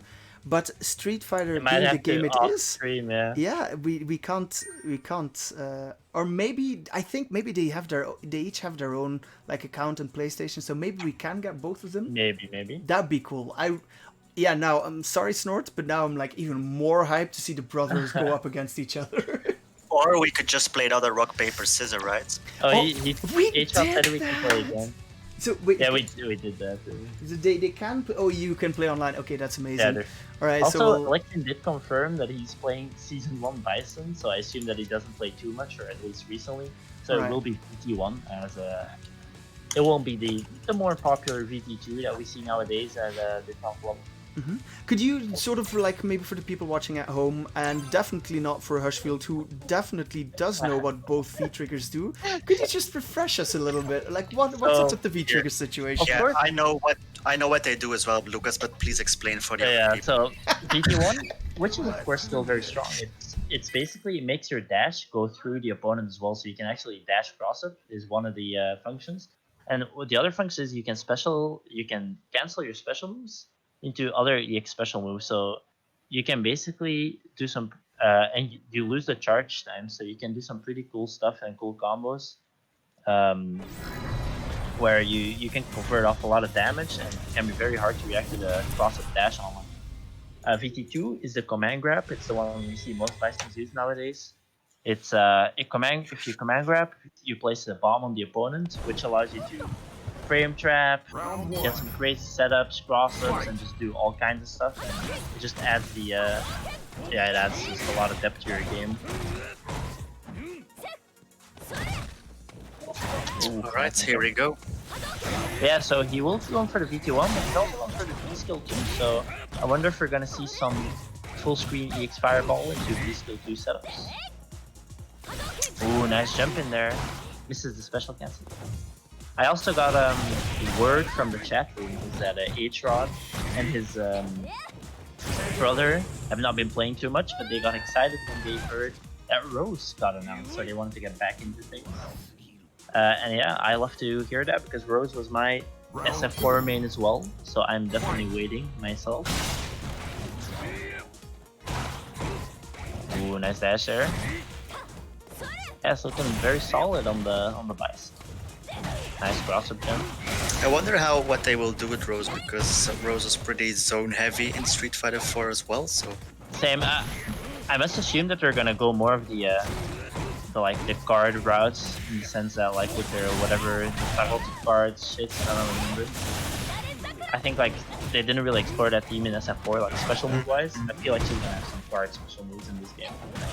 But yeah. okay. I don't know. I'm not a developer. I feel like that's what they might do. Activation for Snort. +1 there. Snort can make a comeback here. Ooh, back throw. Ooh. Can definitely make his comeback. One hit and He has the corner pressure. One hits. Ooh, was a bit strange for him to back off there. yeah, Lexing going for the sweep to activate it to his VT1 presumably, and just barely trading with Snark Fireball. Very unfortunate. There's like, when they have a V-trigger ready, they will sweep activate in 80% of the cases, right? Yeah, it's a pretty good activate. At least with on a bit higher level, maybe Stand and P would be a good activate with VT2. But definitely even VT2 sweep is a pretty potent activation, especially because it goes fill screen and gives you plus frames from a bit closer. But Snort made a pretty good almost comeback, so yeah, it was definitely doable. Nice dash. Walk through. ooh, the V-skill. Punish the fireball. Very nice. Throws it again. Whips. Is he gonna go for it again? No, he's not. Dashes. Dash is really going through. I'm liking the block string. I mean, he's trying to punish the fireball with the V-skill too, but the sad part is that it's only possible if you read the fireball or the super rise charges the fireball. V-skill 2 actually does have a lot of startup, so it's not really a tool you can use to necessarily punish fireballs in reaction. Would be a bit too strong as well, so yeah, just light scissor kicks will close it out, and Snort looking a bit a little bit I wouldn't say panicky, but a little bit stumbled, a little bit doesn't know what to do maybe, or I know Snort is really not a fan of the Bison matchup, but then again, who is, so true. I mean, he's not playing V2 at least. yeah. Ooh, nice and there though. Yeah, I really like Alexis' playstyle. He's playing a lot of the kind of like the SF4 Bison, where he's just playing a lot more default and not really just going ham as a lot of Bisons might do online. We are seeing a lot of the Devil's Reverse there, a universally hated move, which is impossible to enter. Exactly. He's also dashing a lot, so but now True. Snort's a bit more ready for it. There's the EX Devil Reverse that we talked about. It's pretty uncounterable for most characters. Oh, that's so rough. Ooh, that's true there. That's the VT1 we talked about earlier. Ooh, that could be a punish. Ooh, it doesn't punish neutral from there. He's really active. Of course. Okay, he has the corner pressure, so let's see. Oh, nice meet. This is the combo though. Ooh, big Still, hit. still got it. So yeah, when you hit that down forward HK, you're plus. Final think. round. So you can do stuff. Yama? Alright. So let's see if Lucas can take another round. Sorry. Snort. Lucas is out of here. Sorry, guys. I'm back. Okay. Light TP and wake up. Let's go. No invincibility. Yeah, Snort is a bit more patient now. He's punishing the dashes. He's punishing the jump-ins. Yeah, I feel like Alexian is really relying on the double reverse, maybe a bit too much for his own good as well. Now he has some nice okay here. Yeah. Yeah, the combo was a bit unoptimal, but it's all good. He has a corner pressure again. Ooh, I love that string. Oh no, conversion though, misses the combo. Is this gonna cost him? This might cost him. Be careful for the cross up. That was a nice block. Goes full screen, goes for double reverse cross up. That's the PT1 power there. He's gonna go for the V-skill too. Oh my god. XDP, I would do it. I would definitely do it. Jeez. Oh my god, the nail biter. Still, free trigger's almost out. Yeah, so it's... Second VT for Snort to go. Blocks it, that's plus. Nice block. Oh, it's really hard to be ready for that if you're not used to it. Yeah, that V-skill is very unsafe, so like it's plus on block, but it takes a long time before it's active behind you. Yeah. So if you see the purple stuff behind you, you can actually just press buttons and get a full punish. This is the police. We got a report of a robbery. Yeah, definitely. I mean, on one side you want to call it a robbery, but on the other side, this all resulted from Snort missing his skill combo. So a very unfortunate turn of events for Snort. But yeah, he has to be just hitting himself over that job. You know he's just setting up the enemy combo, right? Right, true. I mean, he did look. I mean, let's be real. If he didn't drop the combo, he did have last game. I don't want to be that guy, but like, what I'm trying to say here is that he definitely has the capability to pull this back. So, let's see if he can get the momentum going. He had the upper hand until the V trigger, and then yeah. I mean, he had the upper hand until he dropped the kill. True. Ooh, that scoop activates. Ooh, I like the jump over here. Nothing fancy, just takes the like positional advantage. That's what you like to see. Yeah, that EXL over is pretty difficult to deal with, if not impossible. That's a regular Devil's Reverse, gets done. Yeah, that will not be it because Alexi's not spending the X bar. Ooh, but gets hit low there while in the block stun of the Taiko Ball. Yeah, very solid player from Alexin. Just like that, he is on game, or rather match points, and if he wins, he will go on to fight his brother in losers final. That was a heavy scissor kicks, which is not punishable.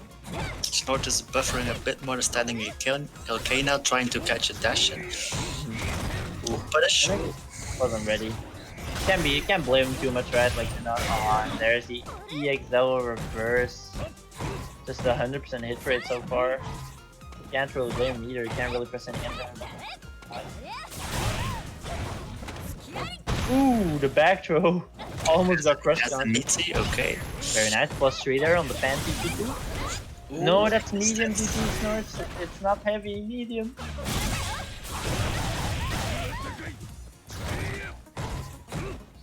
Yeah, just like that, one more hit and the Empire will do it. And yeah, Election moving on to his final.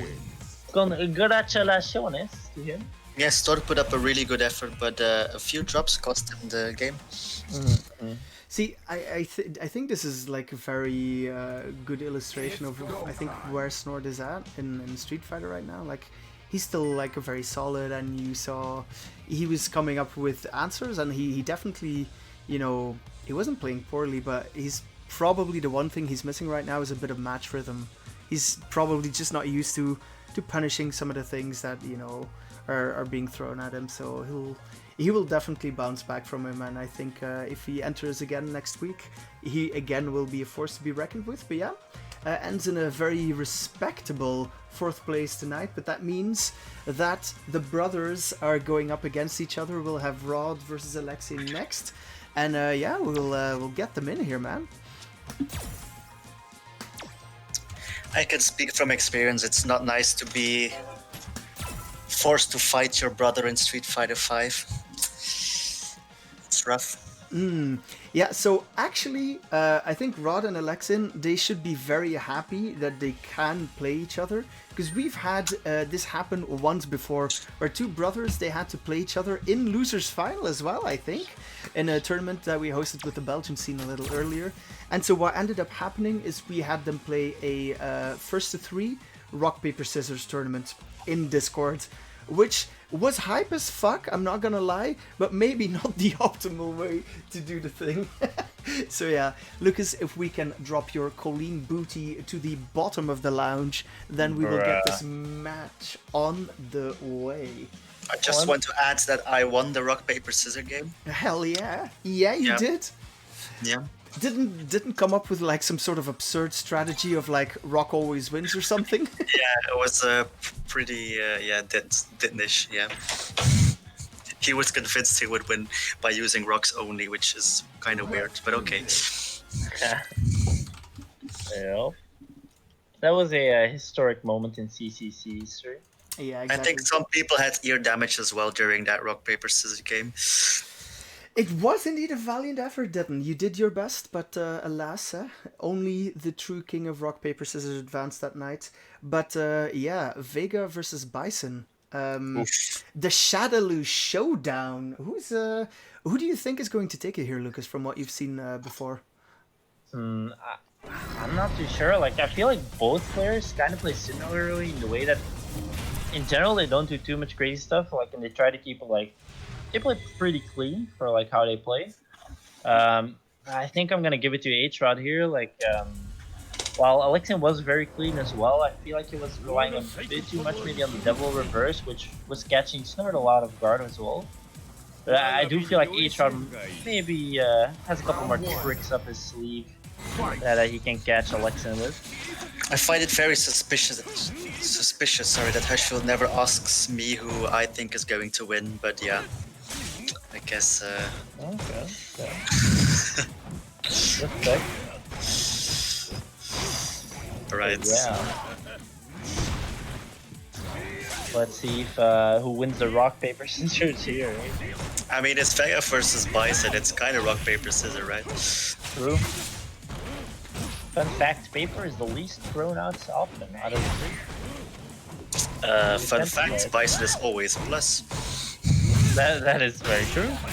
I think that's we don't need to fact check that, even though you're a Dalton player. Yeah. I know my frame data. Do you? I do. Sometimes. What can you tell us about Vega's frame data? He uses plus and minus moves. That's about it. Insightful. He has Oki after command grab. Yeah, that's about it. Jesus Christ. Why am I even doing this? Okay, let's focus on the match. I mean, it's a very active game, right? Everyone's pressing a lot of buttons. Yeah, get out of stun though, very nice. That's a triple empty. Hey, this plus though, at least it's not like ooh. They will catch him, right? Yeah. Yeah, that was godlike. That Bison CA of course had like a nice bubble around him, catching the bunch of blow on him right in the mouth. Wait, Vega has Oki after the regular command grab as well, right? No, so if he dashes after regular command, nice frame data. Oops. So if he dashes after the regular command, yeah, he's -2, and if he dashes after EX command grab, it's +2. Okay, I must say this stream is very insightful. Has been very insightful for me. So yeah, as a general rule of thumb, when you get regular command, you can go ahead and jab away. If you get EX command grab, you're leading a little bit of a mix-up. Okay. Round 1. So yeah, the day you learned. Okay. Yeah, it's interesting. I guess if I want to get master, I have to learn some of this stuff. True. Okay. Ooh, switch there. A-Rod is still very active. Yeah, this is actually like turning out a bit different as we expected. Like H-Shot playing very aggressive, and it's been working out so far as he's just been kind of running over Alexis here. Oh, nice. Very nice neutral, yeah. Yeah. Not only a nice neutral jump, also a very nice button. He pressed medium kick in the air, so he was able to get to cross and hit. If he pressed the button like HP or heavy kick, a button that would only hit him front would be not a Ooh, nice punish there on the V-skill too. And yeah, just like that, one throw away from death. Vega lost his mask though, which is not allowed these days. You have to wear your mask. So could someone tell him that, please? True. I mean, Vega has not been, sorry, Bison has not been wearing a mask. Round 2. Fight. Yeah.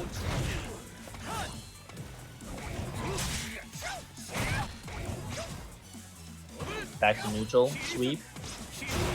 With a nice jump in though. Let's see how he converts off of this. It's pretty hard to commentate these matches because so many things are happening. True, I mean, these are still fine. Like, I think that the hardest matches to commentate are like a bit lower ranked ones because if you just put it out there, like, there's not much correct stuff happening, so to say. So like, it's kind of hard to really get a grasp of how to commentate the match other than like nice sweep. You know, ooh, nice dash there though. Well, that will be one guess for the game. Will HR make a comeback? He has a DP, but of course Vega, not the character with the biggest comeback factor, will be a very steep hill to climb. He does have the extra damage, but very little health to work with. Yeah, very little health to work with, and he's gonna saw the double reverse, did a neutral jump LK, and actually just the stopped mid-air momentum from the doubles reverse actually hung in the air and actually caught the light kick mid-air. I still can't believe how double reverse is still so strong. Yeah, especially EX. Like, I will kind of just be like, okay, sure, the regular one is fine how it is, but that EX double reverse is way too strong. I just get flashbacks to EVO 2018 Grand Finals, Tokido versus fucking Problemo Exu. Dude, Tokido, I saw him just throughout the entire set and the reset, he just tried everything. He tried DPing, he tried parrying, he tried back HPing, he tried back jumping. He tried every single option just to the double reverse, and I don't think he actually punished it once. He just got hit. That move is a menace. Barcelona, nice back jump HP there from Alexin. Once again, nice HP. Yeah, very good. Usually you see people challenge with like something like a jump medium punch or a jump jab even. So it's very nice to see him pull off the HP there. Yeah, activation again, Jesus Christ. Yeah, very consistent on that punish. Misses the meaty though, very unfortunate. Oh, where was he? Jeez, I don't know. No one knows what is going on. Cirque du Soleil, boys! What a fucking circus! Oh, that should be the kill. He could have punished that, right? Yeah. Yeah, he could have punished that very badly. That should have been the kill. When it's spaced well, it's pretty hard to punish it if he's cool, but yeah, it can be spaced very well, but like that was point blank -6. Like should have been a pretty convincing kill for Alexin. Misses the punish unfortunately. Yeah, H-Rod taking the round. Nice back to page 2. Yeah, this is some tech we've seen him establish early on. And it's been very consistent. Like I don't think he's missed the air. Like it's not even traded once. He just beat him every time with it, right? Very well played. Ooh, nice chase down on the V-skill too. Doesn't decide to kill with one bar though. Let's see if he bites him in the ass. Of course, very. Yeah. Now he attempted.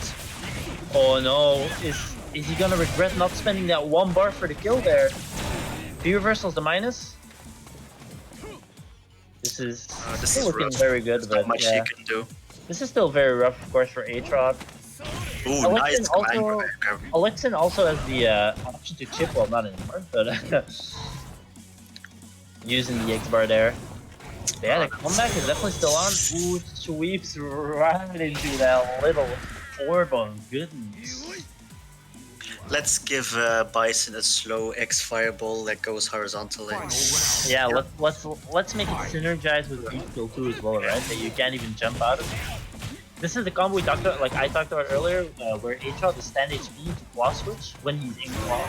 And instead of doing something like an MP, which is a combo, or just a stand MP to a heavy roll, he just crouch jabs instead, so I would like to see a bit more optimization in that combo. +2 on the dash here, does not decide to dash, just to goes for the overhead, which hit. Ooh, nice sweep. So that's very nice sweep under it. And that's actually The devil reverse, very nice shimmy. That was actually Well, Oh. you can sweep under it as Dalsum as well, but the problem is good Bison players will adapt and do it later and command grab you out of it. what do you mean command grab you out of it? Well, they will grab you out of the slide, so they will delay the. Oh yeah, they will hit you.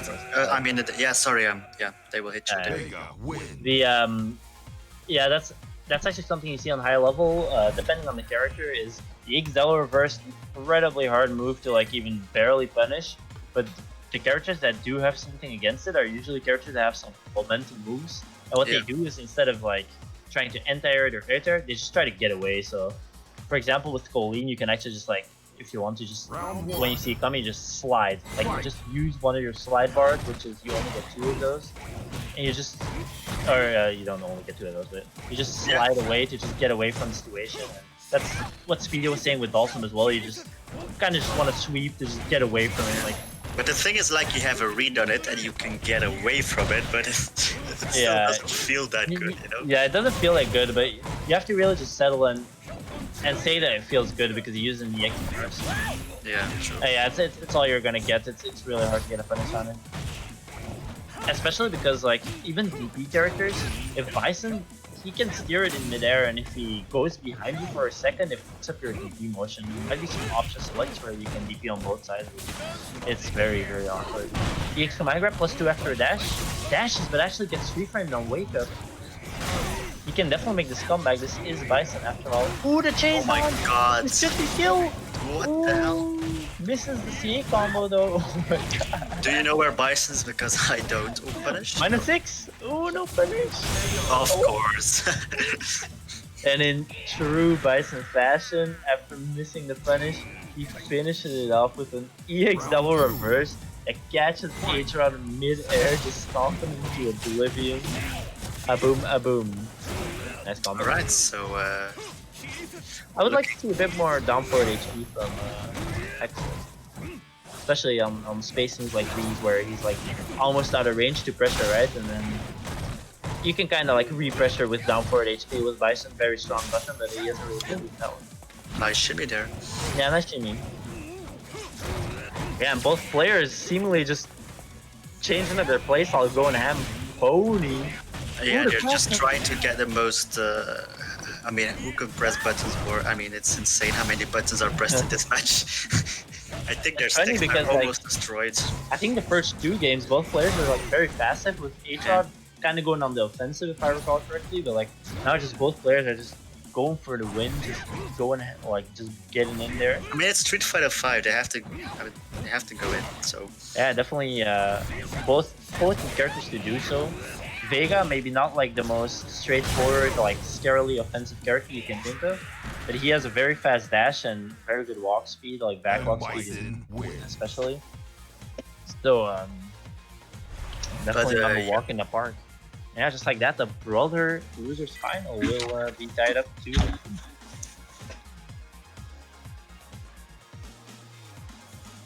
What do you think? Who do you think is gonna take it after this? I know it's very strange. I feel like the Bison has the overhand, and then suddenly it's Vega. It's pretty weird. They're giving the momentum is shifting all the time. Yeah, true.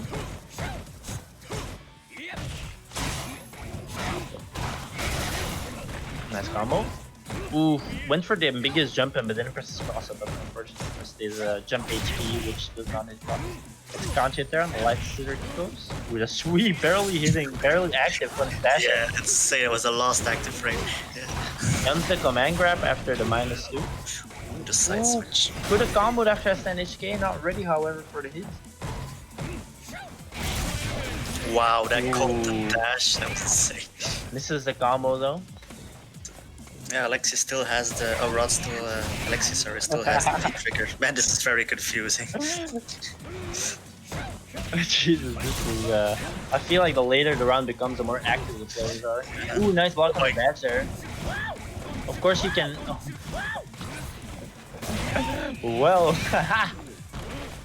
Well, well, guys. Both players 1 pixel, double reverse cross attack. So now you see me, now you don't. But yeah, even after all the shenanigans just being let through by H-Rod, he did block it all and actually gets the back jump FK in the end for I the think kill. even Rod didn't, or Alexei didn't know where he was. God, these names are so confusing. Could someone please change their nicknames? Yeah, H-Rod in. Down for an HP there. Goes for the shimmy by neutral jumping. Didn't bite. HK catching the forward jump. They're jumping so often. It's the floor is definitely lava in this game. Ooh. And the air throw on the Devil's Nice Reverse. confirm, very nice confirm. Oh, and the CA, yeah. Yeah, that will be throw for kill after this. Let's see if he can close out the game here, which would be him taking the lose fight. It is not over at all though. Bison very close to that should be kill. Ooh, it doesn't do it. Right though. Could have killed, right? Yeah. Yeah, definitely could have killed. But still in a good position. Oh my god.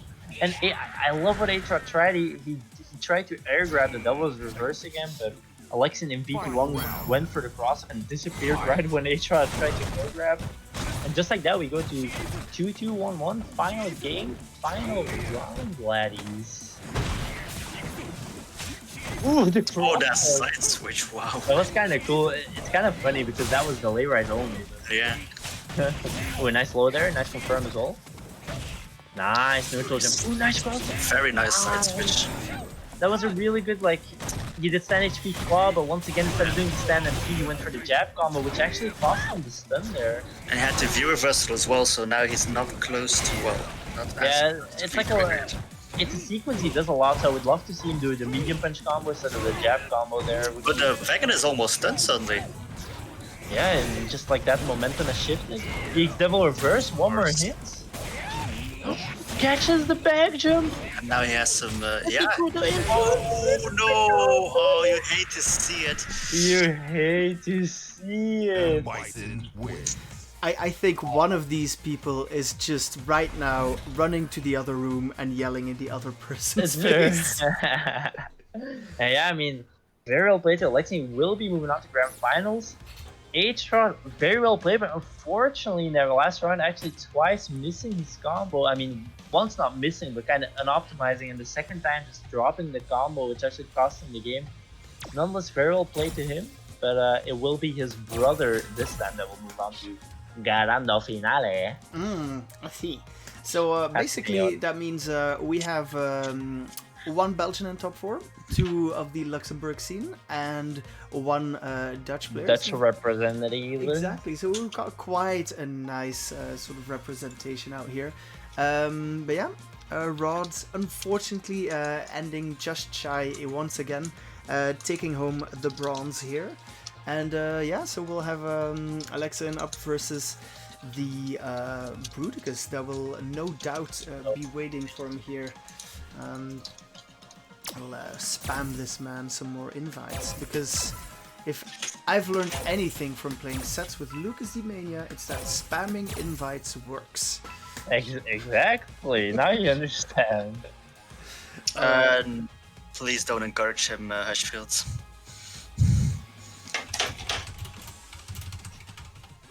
I mean, I've already infected plenty of people. Like Genie is Genie is the fucking worst at this point. Like at this point, he's worse than you are, man. Yeah, because I kind of stop. I just stop at 3 or 4 now. But Genie just keeps going. I really infected Genie. And whose fault is that? Yeah, indeed. Yeah, it's me. It's mine. It's for true. sure. Yeah. I started this. Before you did this, we were a calm one invite sending person, and now everyone is spamming invites. Yeah, you can thank me later. No, I won't. What if you were grabbing a drink when that first invite came? You come back, you don't see a notification. You're like, my friends never invited. The invite is still there. That's yeah, but no. Who's gonna check their invite screen when you don't see the pop-up though? Perhaps the player that didn't check the lobby screen to drop down to the end of the queue. I'm ready to play this grand final. I'm ready to play. I'm switching my character to Urian, guys. Let's go. This is Miyuki again. don't embarrass yourself, Lucas. You already lost once today, so. Ooh, the call out first to 10 question mark. Remember when I 3-1'd you in the Dulcet Mirror? Can we God, get some tips on what that? was that? You were not playing Dalsum, you were playing Zekuin and Dalsum skin. Or That's kind of true. Actually, I was playing kind of like this guy. Okay. All right, but yeah, so we've got the what we are assuming is going to be the VT2 Urian, unless Bruticus thinks, you know, I have a reset to give. I'm gonna pull out the Let's lose Guile some again games here. to- We'll put the Guile in first. So I don't think he will pick Guile again. I think he will pick Gal. I'm gonna say he's gonna pick Gal. No. Oh my god. Jaja! Oh, and nice. They coordinate the outfits. We've got a military match on our hands here, boys. This man is gonna get as many games on stream as he can before having to switch to Urian. That actually makes a lot of sense. So give this man some Guile info, if you please. Like we said before, of course, no offense to his Gal or anything, and if he's actually just trying to practice in the tourney, that's with all due respect. It has become a pattern where he picks Guile, just loses a couple of games and switches to Urian, right? So we can take a little jab at him for that. A little free frame jab. Ooh. Does Speedy Star, our Super Diamond Dalton player, know whether Bison has a 3-famer? If he does, which button it is? Let's explore it. I'm pretty sure he does have a 3-framer. Okay, and which button would that be if he does have it? I'm not sure if it's crouch or standing. I think it's crouch, right? Is it crouch? Nope. Oh, it's standing. Oh, I was close anyway. What is it? What is it, Speedy? I thought it was the crouch light punch, but it's standing, right? It's standing LK, right? It's standing. Yeah, there you Yes, go. I knew it! Yes. Wow, you knew it. Not a. Only have to help you about 3 times through the decision. Frame data is overrated. Okay, respectable. Well, when your character relies on frame traps that work on warframe characters, but not freeform characters, maybe you shouldn't think it's overrated. But okay, But I knew, Lucas, I knew. I just had of to get course. Baker had to guess 4 times. You're just making the viewers feel better for not knowing that. Exactly. Respectable. Okay, so yeah, back to the match. Bruticus ready to switch Urian already, I see. Yeah. Why does it keep doing it? I mean, like, it's like I said earlier, like, maybe he's practicing like Guile on the side, and this is his way of just being able to practice it, right? Like in a tournament, so. that's still... You're giving up a win. I would never practice a character in a tournament. I can see that. I did it like when I've had periods where I was kind of serious about a character where I wasn't really sure if I was actually still gonna play Colette, like my main character, or if I wanted to actually like push a certain character forward. Where I just want to give it a shot in the tourney, right? Maybe to check how strong I am with the character, or just practice it in general. So it could definitely be a reason, or yeah, who knows? Maybe he just wants to play Guile for a while and get some extra games, and that could be a possibility. He could be practicing. It could be anything. Like, I honestly think it's a really smart thing. If you're practicing the Guile, just pull him out on tournament, and especially this tournament, because you know we heard a lot about like the Guile, but if you had to like give some specific pointers, like what do you think the Guile needs more, or what is lacking in the Guile right now that could be added? Practice? Like I honestly specifically think there's practice a bit, what? Combos then, just or? Practice Guile, honestly. Like, you can see he feels awkward when playing with I mean, Guile. yeah, you can see it's maybe not his main character. Like, you see he's played Guile before, right? Like, he can play Guile, but, you know, he can't play Guile. You know what I mean? Okay, so it's the more like the general, just play more games. What? I'm gonna take a cop out and say that for now. So we'll be seeing the Kage here. Someone invite Bladester into this tournament. Oh, true. Man has some games to fiddle with, and he will be making the most out of those games. Round 1. Fight. Alexin taking no prisoners, looking to send his man straight into loser's bracket. Ooh, nice. Gets it there, dash throw. And just like that, looking like a stun real quick. One more throw, back throw Wilson. Lets him out though. Stun bar one down. Bruticus.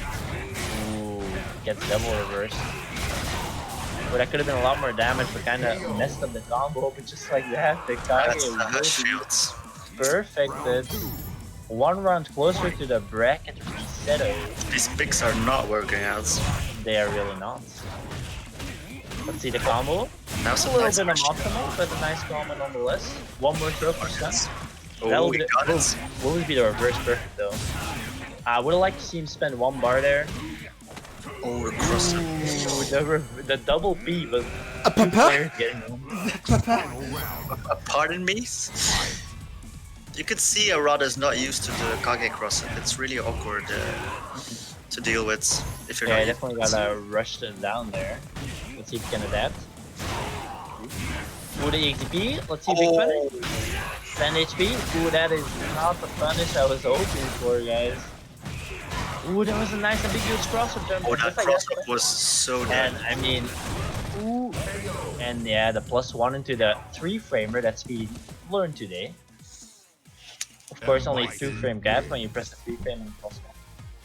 No. It's the Gal who has a standing LK 3-framer, right? Alright, exactly. Not the Bison. What are you talking about, Lucas? Yeah, of course. You need to check your frame data. Of course. Bison's only 3-frame is his stand HP, right? Yeah, indeed. No, the crouch HP. The crouch HP, yeah, Yeah. for sure. All right, Yeah. so I see we're still educating the audience here. Thank you very Yeah. much, gentlemen. This will go well. Oh, sorry. No, don't press start. Oh, sorry. I wanted to drop. Sorry, guys. So it seems like Speedy also wants a piece of grand finals there. Yeah, I just wanted to prove I do know my frame data. So, but Yeah. That Well, makes sense. respectable. Do But you think we're going to see yet another pick here, or Yeah, is it yeah, I is it think gonna so. be Urian? Is it gonna be Nah, I Urian? think- it has to be Urian, right? I think Does he's waiting for the it? bracket read. Actually, I think he's gonna Maybe- pull out something else, not the Urian. I think maybe he's gonna pick Urian now so he can like try to go for the 3-0 anime comeback before the bracket reset. Hmm. Oh man, Yeah. that would be so gutsy, but nah. He's But kinda honestly, like, I personally think strategically it would be a very bad idea to pick the Urian now, because even if you take like 2 games, but then like Alexin would reset the brackets. True. Then he's already has like 2 games to adapt to the Urian. So I honestly strategically I don't like the Urian pick here from Bruticus. Okay. But he didn't listen to Hushfield though, because he did pick Urian. I respect that. I mean, it's like this man just wants to end it now. Like he doesn't want to get the bracket reset. He's like, I'm gonna just win 3 straight games right here, right now.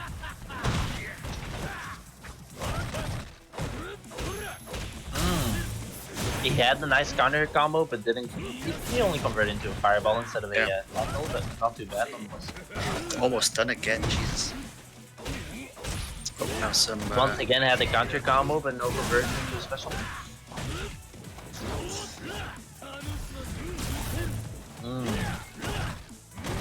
No punish on the sweep was a bit awkward from that range. I'm not sure about the V-Skill 2 Urian versus Bison. He's using that. What do you mean, V-Skill 2? The V-Skill 1, I mean. Isn't the V-Skill 2 better versus Bison? Round 2. I mean, it depends. I mean, just most players prefer V-Skill 2 in general. Like Yeah. Urian. Because of the combo potential. The combo potential, the mix potential, even just a fireball game. Like, of course, Urian has like a knee and stuff like that, but like most players do prefer V-Skill 2. However, I'm not a Urian expert, and I have seen Nemo play V-Skill 1 recently as well, here and there. But I would say that in 95% of the matchups, most Urians do pick V-Skill 2. So, yeah, back to there from Bison, 4 HP, down 4 HP, which is Nice pressure. Ooh, that was. that is a big wave. He missed it, right? Yeah, it was a bit cancelled a bit too late. Oh, I like the setup dashes him so that the fireball would still hit on the wake up, even though with the layer. Nice conversion there. Neutral jump gets punished. Yeah, and just like that, Burdick is in a very, very bad. Ooh, but he might get the VP2 shenanigans here.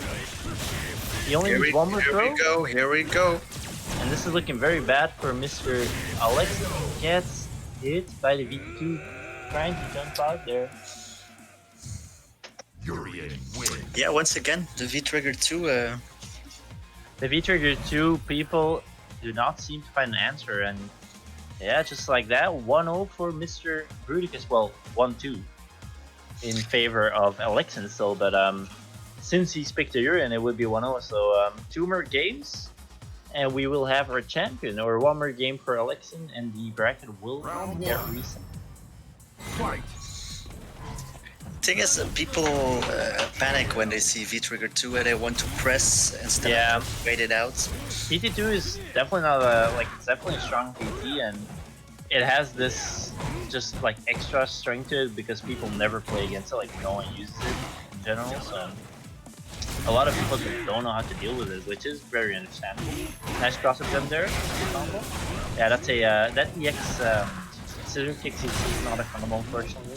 Yeah, he keeps doing that for some reason. Yeah, maybe of season 1. I don't know if it worked in season 1. I haven't been playing for that one. They have to do the light scissor kick, right? No, you can't do anything there. Oh, you can't do anything. Okay. You can do light scissor kick to take your ulti, like as a whip. Yeah, Here VT2 we go activated. again. Can we see a comeback? Protex. Nice neutral jump there. The thing about V-Trigger 2, it has it carries you to the corner when you get hit, so you do Yeah, get a lot of pressure. there's a lot of corner carries, especially if you follow up with like an EX tackle. It's like 3/4 of the screen almost.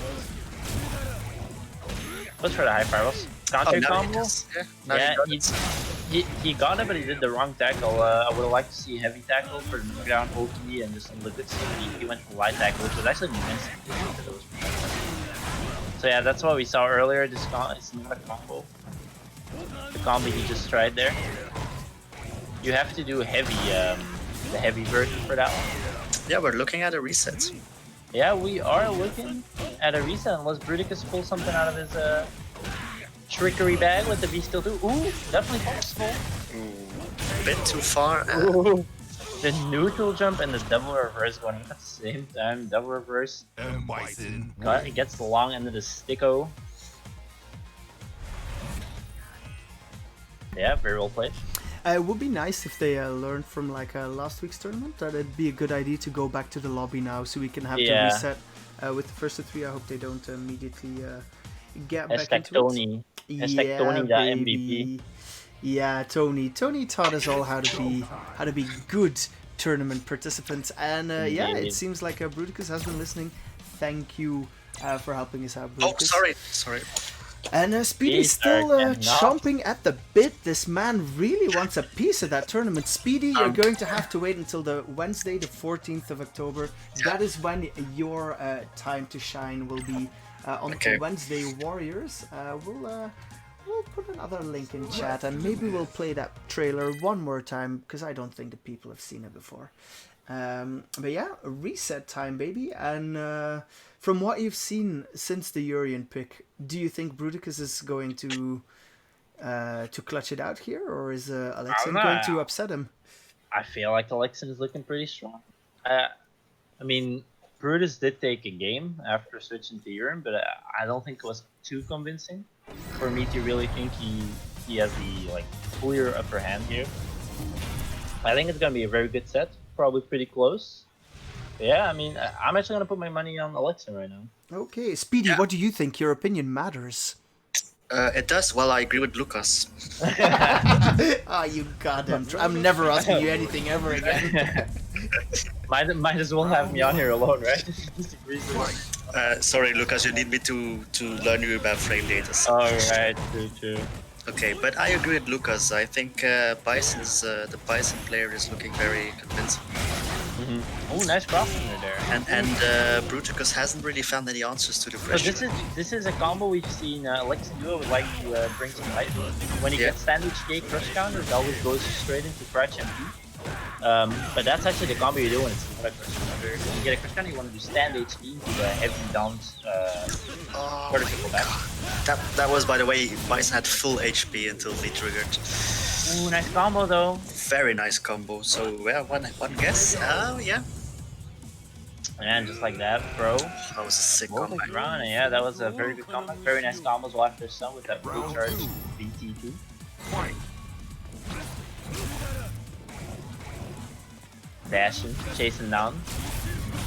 Ooh, that's what we talked about earlier, right? Is Bison goes for that V skill too, just draw. If you're ready, if you see the purple stuff behind you, you can just press a button. That's exactly what Bruticus did, interrupted that. Very nice. Russian Amy. EX double reverse. Ukru versus Crunch HP. Monka W, no punish on the EX headbutt. Was it Yeah, it far? was a bit far, yeah. That's pretty awkward if it's... Yeah, it was definitely punishable, but Alexian opted to press a jab. Fortunately, a bit too short. Oh, this is the BT time. Next to grab. Forward MP mash. Yikes. Oh my Yeah, you God. caught him though. Yeah, that's it. Jesus. Yeah, I hate to see. It So, sounds yeah, like you really don't though, Lucas. It sounds like you're really enjoying yourself there. It's just like all these people are so desperate, but no one knows how to play against it. It is actually just absolute sadness of this Urian VT2. Who's gonna stop it? I would like to see like a review just buried like 8 times. Yeah. Oh, we got a boy Maddie in Twitch chat. How are you doing, good sir? Maddie. Welcome back to Maddie. the stream. Maddie unable to join today, unfortunately. Our resident scammy. Oh, that's minus. He didn't punish though. I mean, he punished with the jab, but no real follow-up. Unfortunate. Urian changing cultures once again. Ooh.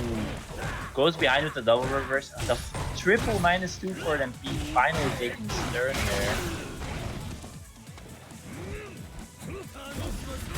Charging. What was that?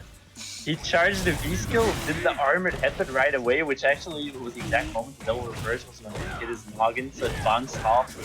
That's pretty cool. Man, Overhead. no one that overhead, right? Overhead, -2 into low. Oh, EX headbutt. Neutral jump.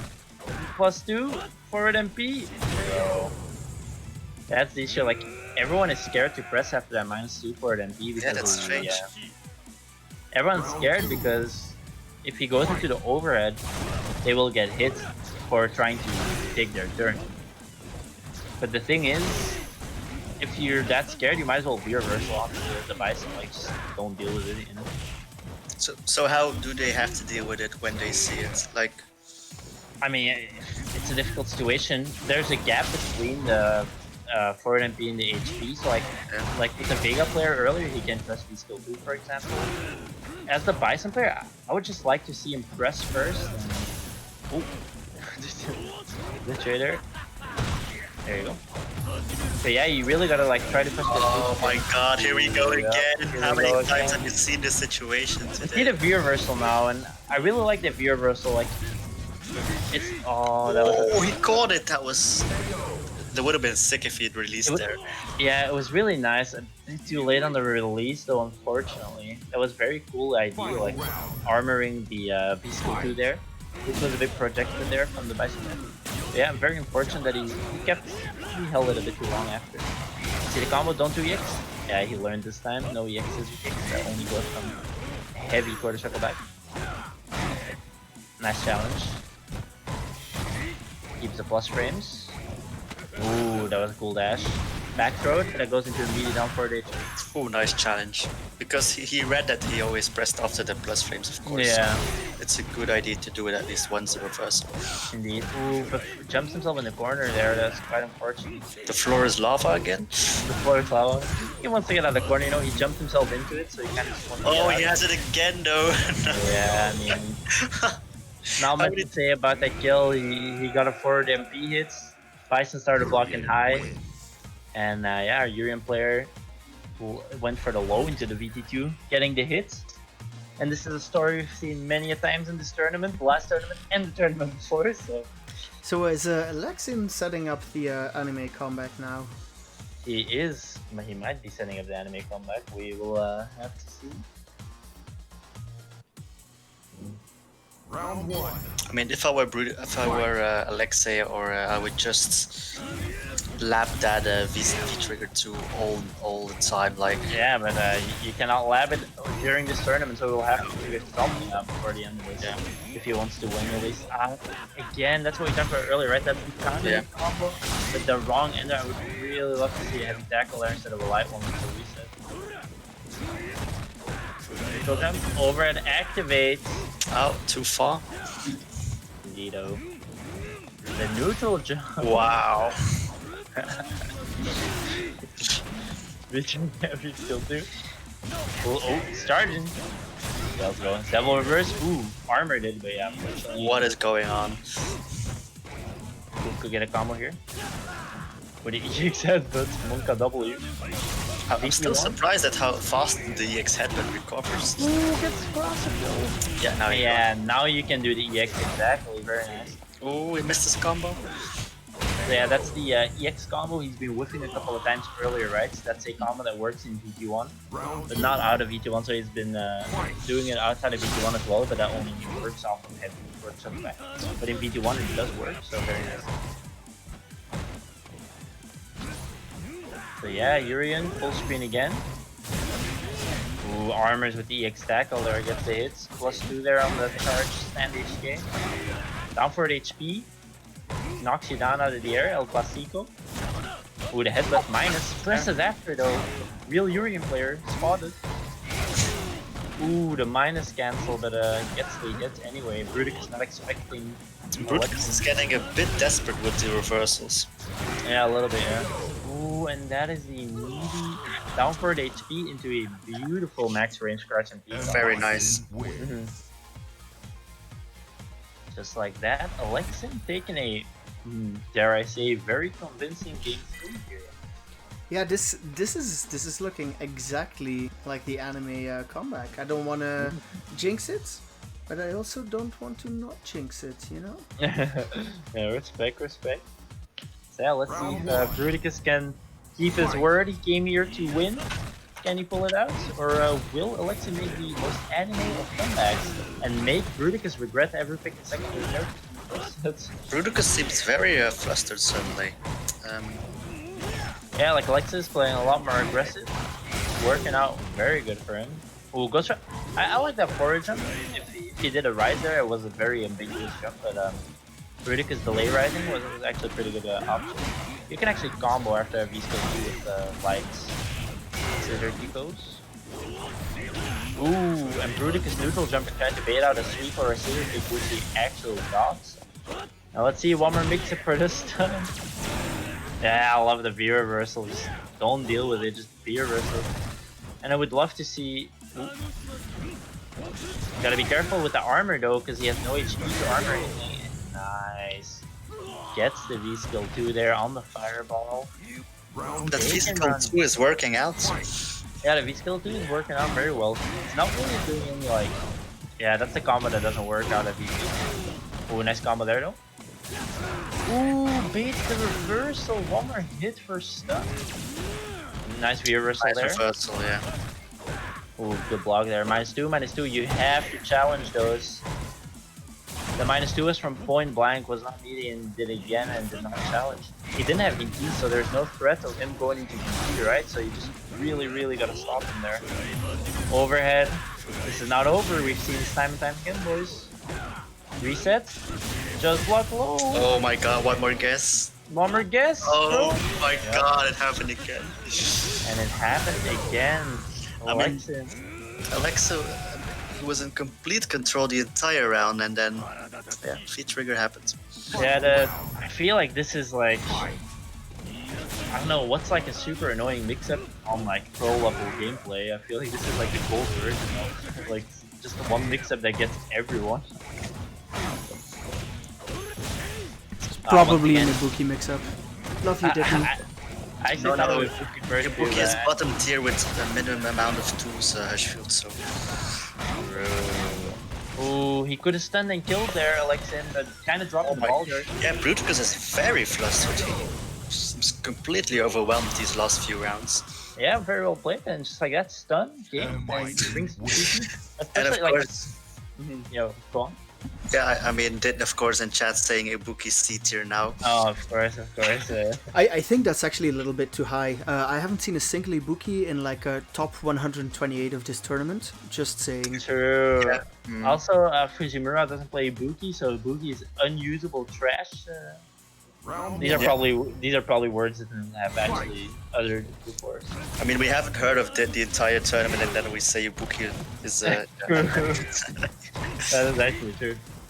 So yeah, 2-2 boys, and after this reset, we'll go to final game. Will Alexin be the hero after Yeah. defeating every sub-character of Rudicus, resetting the bracket against his main, and then making an anime comeback? But Bruticus got the initiative here. Nice demo reverse. Alexi just switched gears offensively and Lucas cannot deal with it. Crush counter? That's not the optimal combo. His HP is melting. I would also like to mention something. We've heard that Alexis is more of a Season 1 player, and they've recently returned to playing after they heard that Rose was going to get announced, and they're excited. So even though I am kind of sad seeing a lot of these combos being very unoptimized, on the other side of things, you have to say that it's very nice that he's at least very consistent with the combos he's been using, even though he's not been playing that actively. So, but yeah. But what else can you expect from a former Rose player, right? True, just only excellence. Yeah, but it's... Ooh, and that was probably a headbutt or something like that. Nice neutral jump, great conversion as well. Yeah, just like that, it's looking very bad here. Gets the meaty forward MP. Very scary button. Can be is -2, but can be meatied into 0 or maybe no as well. So just like that, it will be a 2-2 again. There's been players so many back. upsets, it's insane. And not only that, just very close games in general. Watson takes his turn right now. The combo built like Luster, but like but nice punish nonetheless. Ooh, I really like that dash actually. He was a bit far for like a straight up follow up, but he did have clustering, so he took that advantage to that. Oh, here we go. Will this be a story of VT2 to win the tournament, or can he actually somehow keep him out, stop the VT2 shenanigans, maybe use a V reversal? Let's see if he can. V reversal? Yeah, Nice very nice. reversal. I love seeing that V reversal, just don't take any chances. Oh, he missed the combo. Nice. Very close. Both players can take it. Throw. It's looking very bad for Bruticus. Oh, of course, the And reversal. it's devil reversal. Take it. And just like that, the anime comeback has succeeded. Alexa will take it over Bruticus, who might be just punching himself in the gut after just picking Guile and Kage in that first set. But yeah, very nice adaptations after being down 0-2 in the after the reset by Alexin. And as someone who has not really played much recently, I have to say very well done. Very impressive. Yeah. Yo, that finals, I have actual nerd chills right now. This was nice. some good Street Fighter. I mean, it was some very close Street Fighter at that. Yeah, for so sure. like the reset, and then last game, last round in grand finals. Like you said, maybe it probably did come down to those first 2 matches that were thrown away on like alt characters. Yeah, he gave him a little more time to adapt to his playstyle, although there were different characters, right? And yeah, so I can see that Chris has just announced that the stream and this organization has been taken over by Shadaloo. We will have to bow down to our purple overlords now. And never again will I say that purple is not a nice color. I know, which way the wind is blowing now. Purple is the best color. Hashville and I have some Diablo history. Yeah, for sure. Thanks for the follow, Atis. So yeah, I mean, that rounds out another edition of Freshman Fight Night number 5. We already have the bracket up for number 6. We'll post that in the Discord, on Twitter, within minutes after ending the stream. But gentlemen, so anything you want to say to the people at home? Well, yeah, I have to say I'm impressed by the level of play, and I hope to see these players improving. And I think this tournament is a good way to do this. So please register for the next one. With all good intentions, I hope you all get disqualified. Oh, I like that. Now, the reason, of course, Lucas is asking for the DQs is we hope you get disqualified because you all make it to Platinum. Exactly. All right, what a feel-good moment to end the stream on here. Also, I would like to say that Alexis was able to take revenge for his brother. Yeah, absolutely. Taking the tourney. Yeah. That's it. Always sucks if you have to have like a team kill just before grand finals, but at least he upheld his brother's honor there. So yeah. Yeah, it would have been sad if he lost, right? Like, Yeah, beat his brother he in the loss. probably like his brother was either like watching it on Twitch or standing behind him. A bit of violence might be exchanged if he didn't bring that one home. But yeah, for sure. Gentlemen, I think we're going to round out the stream here. To everybody who watched the stream tonight, to all of the lovely people that played in it, to the people who followed our Twitch channel, thank you so very much.